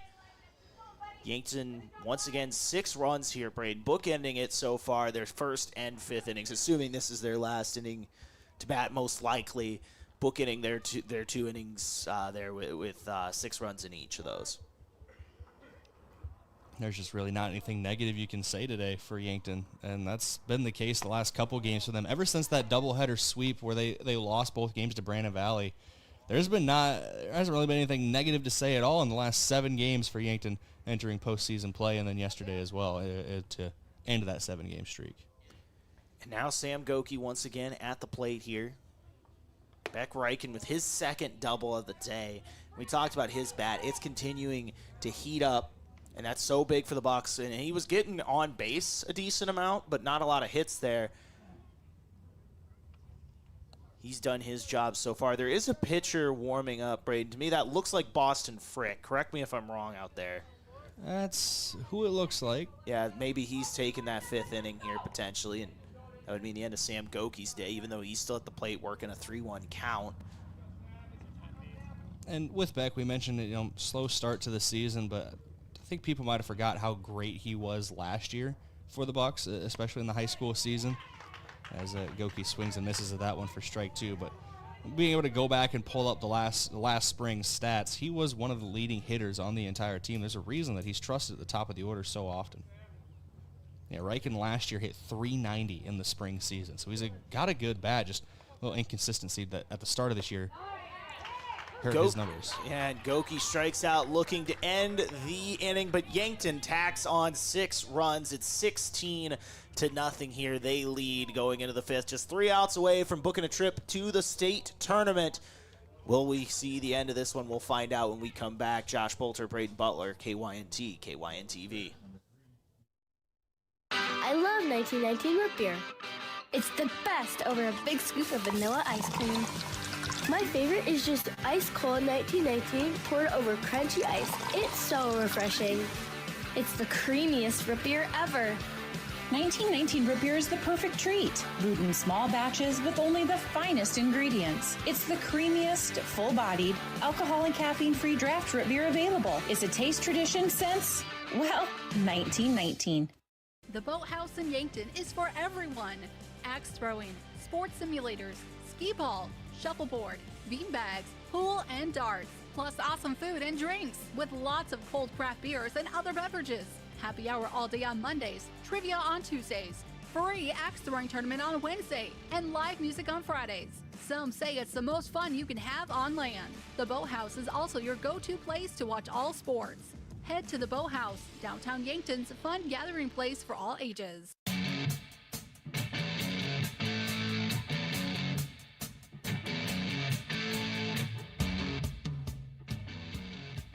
Bottom of the fifth, Yankton leads 16-0, looking to close this one out. And Brayden, we do have a pitching change trying to close it out. It's Boston Frick. Yeah, and through 20 2/3 innings pitched this season, 5 of those starts, 4 of those out of the pen, or 9 total games, 5 starts, 4 times out of the pen. He's undefeated at 3-0. He's given up only 4 earned runs to 18 hits, 18 strikeouts for him to 5 walks, a 1.35 ERA, a 1.11 WHIP. He's stranded 16 runners on the base paths, and just a batting average allowed of .222. So very effective pitcher once again, as it feels like everybody that Yankton throws on the mound has just been fantastic this season. And once again, Frick, part of that, what we've dubbed the Fab Five. Original, too. No one else has ever called something this. Hey, a lot less cheating on this side of that. I'm kidding. It wouldn't be a Fab Five cheated, did they? There was some kind of scandal with them where they didn't claim the Fab Five until recently, the last few years. There was something there, and I can't remember what. They probably paid a player, but who wasn't? It's just who gets caught at that. Yeah, Alabama was giving guys Dodge Chargers since at least 2007. That's not true. Nick Saban told me once on live television that he never paid a player and they developed players. That's what he said to Shane Gillis that one time. Never happened. All right, Alabama Jones. At the plate now, it's Ethan Cermak doing the catching today, and Sturgis Brayden obviously needs a big 5th inning here, 7 runs just to keep this one alive. I think my biggest issue with paying players is that Nebraska's never been good at it. Yeah. Despite the donor base and everything, even at NIL, we can't seem to be able to pay players. And they're spending a respectable amount of money, I think, on the rosters. That one goes foul, where I think they're top 20 or whatever in roster spending, and still just, yeah. But hey, back-to-back bowl games. Look at them go. Dude, I mean, you know what? The bowl game sheen has worn off, though. I'm no longer just impressed going 7 wins and getting a bowl game. Are we on hot seat watch? No, I think Matt Rule's got it. Is he a year away from being on hot seat watch? He's a year away from being a year away. Here we go, Boston Frick 2-2 on Cermak. That one's lined out into right. Playing it on a dime is Caden Hunoff out there in right to record the first out of the 5th. Used to use that line a lot on Bruno Caboclo. You remember him? I'm not familiar with Bruno Caboclo. Toronto Raptors drafted him in the 2nd round. He's a project player. They described him as the Brazilian Kevin Durant. And every time I heard about Bruno Caboclo, the consensus was he's about 2 years away from being 2 years away. Let me guess, was he a taller, skinnier gentleman? Yes. So that's something I noticed NBA side ran is every tall, skinny guy is Kevin Durant. And it's like, maybe Kevin Durant's just Kevin Durant. It was, I think he was 6'10", 6'11". Jeez. He was built a lot like KD. So this was a 2013 draft, maybe. I think the same draft Giannis was in, which you want to talk about a guy who ended up being the evolution of Kevin Durant in terms of frame. Yeah. That big, that long, that athletic, but then also 240 and strong. Sundstrom swinging a miss. It's 2-1, but it's something. So the NBA playoffs are still going on. Only 1 Game 7 in the conference semis coming up tomorrow. I know the Timberwolves got beat last night, and they're eliminated. A good run for them and dealt with a lot of injuries, but only 1 Game 7 left to decide who will play the Knicks in the conference finals. It's the Pistons and the Cavs. So the Battle of Ohio and Michigan continues at the NBA level. I know you've been asking for those Bruno Caboclo measurables, Josh. Yeah. 6'9", 215 with a 7'7" wingspan. My goodness. 3-1 here from Frick. That's grounded over to first. Easy hop to Feeser. He's going to toss it to Boston Frick for out number 2 here in the 5th. And Yankton, Brayden, just 1 out away from ending this one.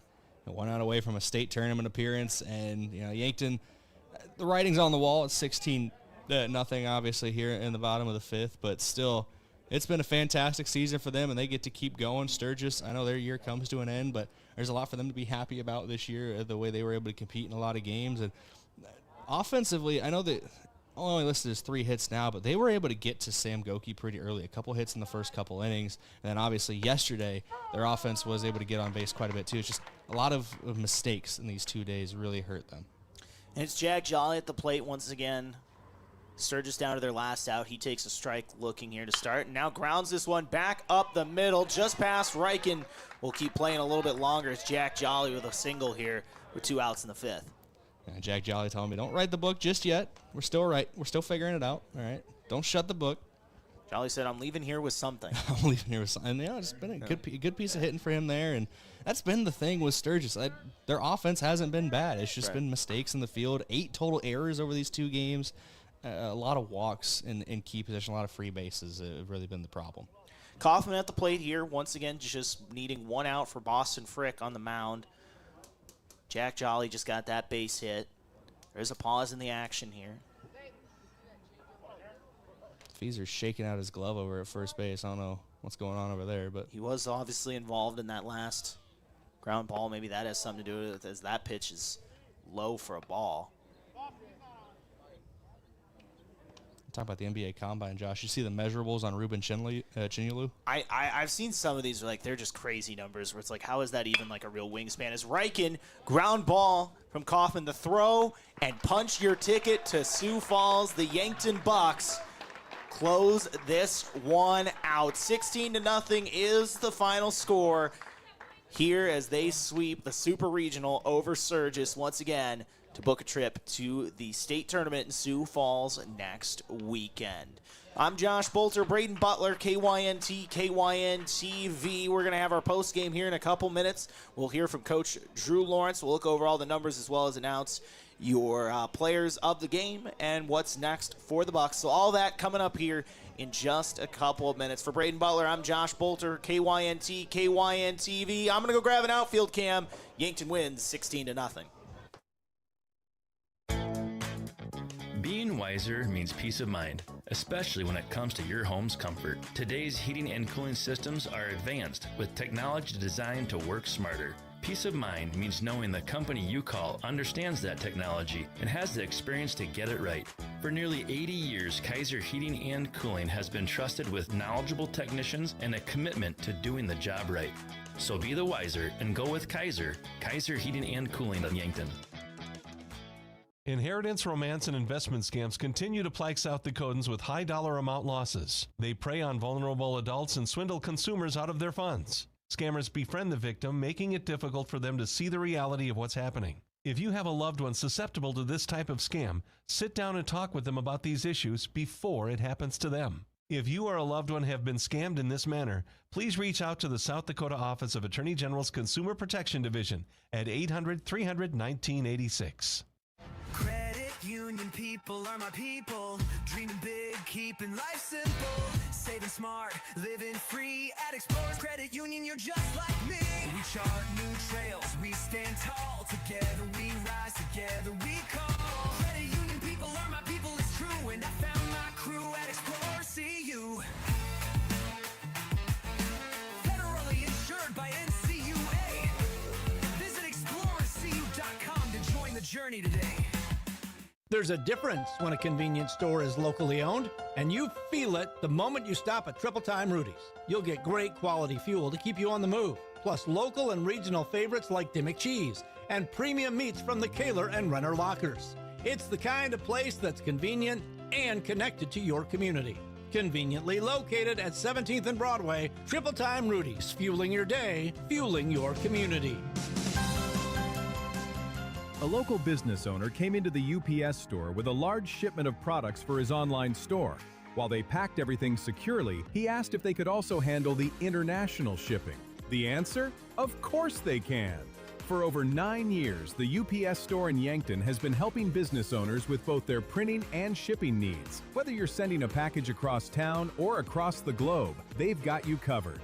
So stop by the UPS store in Yankton and ask about them about their shipping services or current print specials. Is it the competition that keeps bringing you back? The long-standing rivalries? Or is it seeing friends again and cheering on your favorite team? At First Dakota, we're here for it all. We appreciate the fans, the players, the coaches and officials, the concessions crew. The shared community experience is part of what makes life here great, and we're here for it. See you at the game. First Dakota National Bank, member FDIC.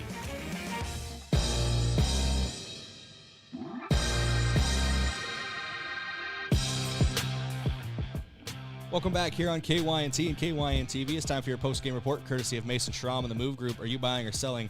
Move with Mason and the Move Group.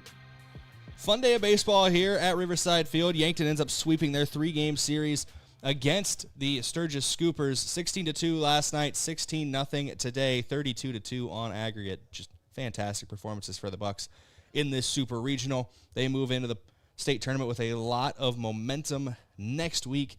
Held at Ronkin Field on the campus of Augustana University. So we'll have fun there next week. Here on your post-game show, let's start going over your stat recap from Mayor Signs. They offer all types of signs, exterior and interior signage, fleet wraps, and more.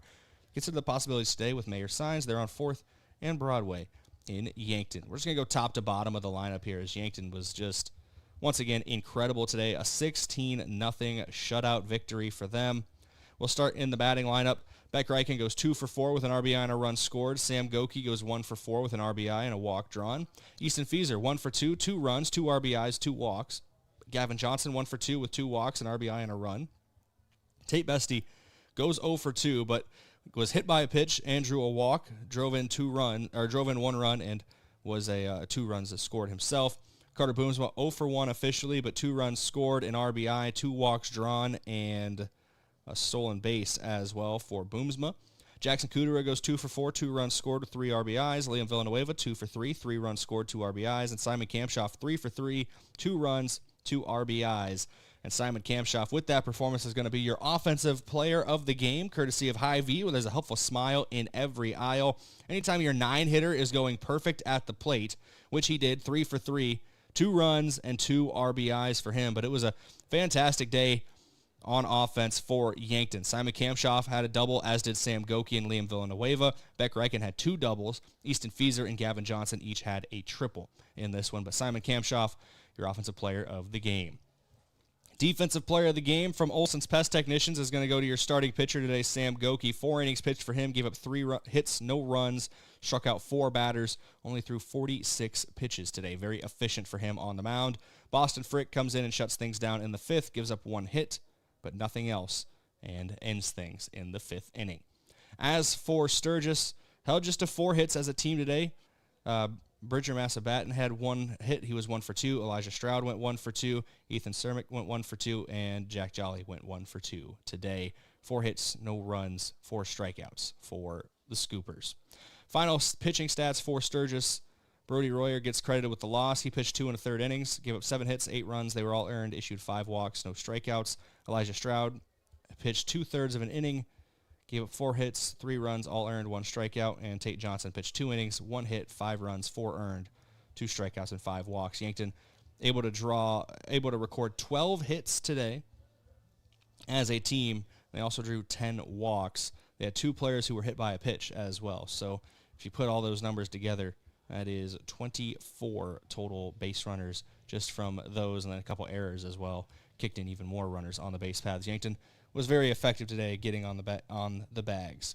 Out-of-town scoreboard from Top Notch Window Cleaners. Window cleaning for commercial or residential at Top Notch Window Cleaning. Brighten your day. We talked about the other scores going on around Class A. The only surefire thing, the only team I know for sure has punched their ticket alongside Yankton is the top-seeded Harrisburg Tigers, as they defeated T-Area in a doubleheader last night, 5-1 and 7-1. So Harrisburg and Yankton, the first 2 teams to earn spots in the state tournament. We'll see who joins them. The higher seeds so far all started 1-0 in their super regional matchups. We're going to go to your post-game coach interview now. courtesy of Rhonda Westland at State Farm Insurance. Let Rhonda review your current home, auto, or life insurance to see if she can help you save some money. That's Rhonda Westland, State Farm. We bring in head coach Drew Lawrence of the Yankton Bucks after another impressive win, coach. 32 combined runs over the 2 games in this super regional. It's a 16-0 shutout today for you guys. Just everything that could go right went right for you guys.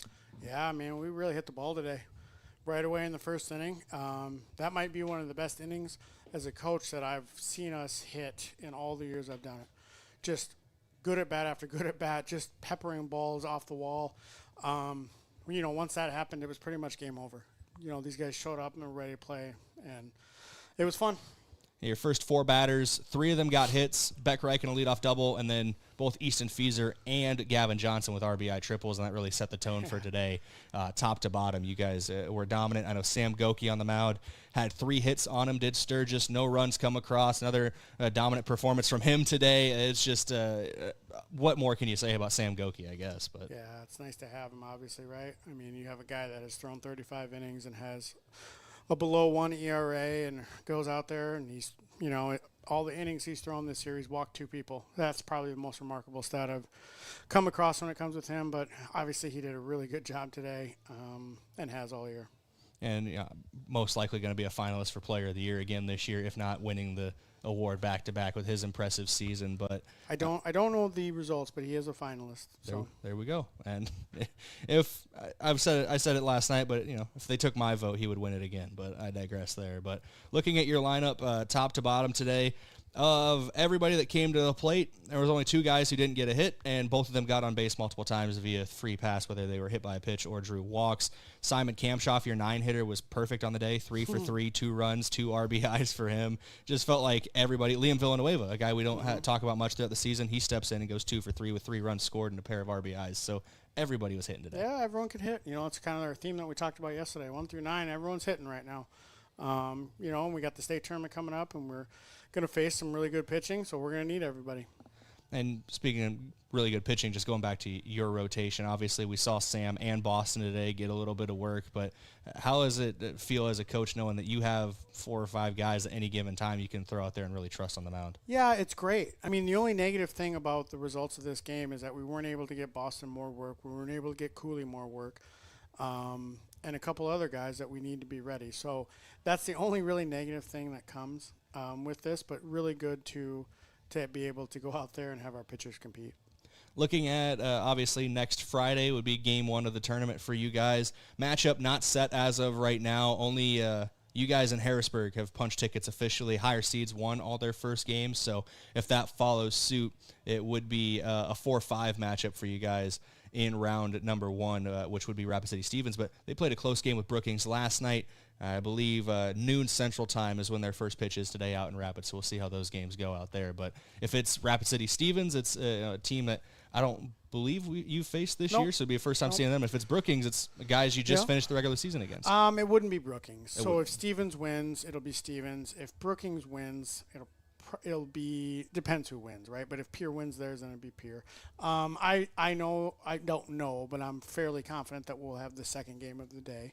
That's usually what the criteria has been, the 1-8 first, and then 4-5 after that, because you keep them together. Not positive on that, but we'll see. We're excited for the state tournament. It's 3 years in a row for these guys. They played in some big games. They're ready to go. It should be a lot of fun, obviously. And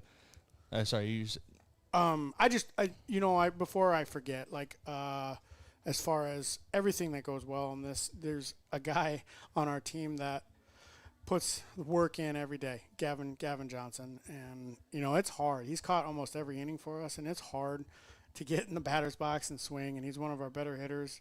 The batting average doesn't necessarily reflect that, but he's had some unlucky balls that he's hit hard. But this whole season, I think I said in preseason previews, Gavin's one of our most important players, and I still believe that today. There's a lot of things that have gone right on this field that wouldn't go right if it wasn't for Gavin Johnson. So, we haven't talked a ton about him this year on our post games. I just wanted to make sure that we did, because he's one of our most important cogs, and we need him.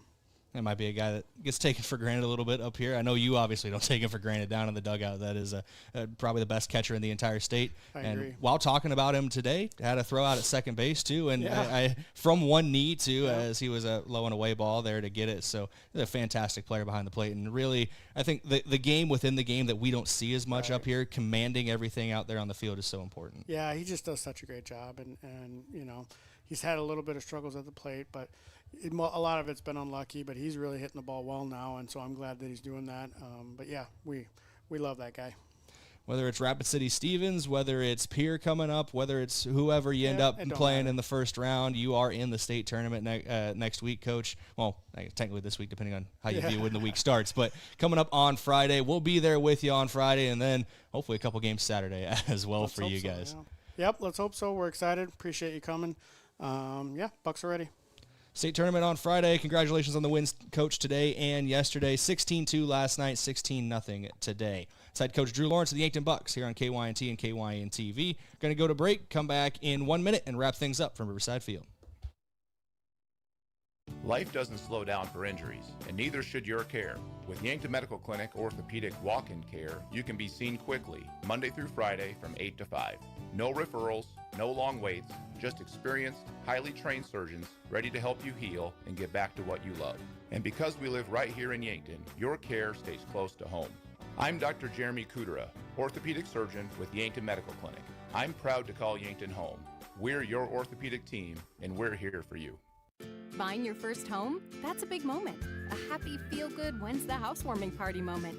When you're ready to look for a home, start with a local FNBO mortgage lender. We're here to answer questions, personalize the experience, and share our expertise so you can focus on your search. Start your application and get pre-qualified now at fnbo.com. Your mortgage moment is just around the corner, and FNBO will be there every step. Visit our nearest branch or go to fnbo.com. FNBO is an equal housing lender.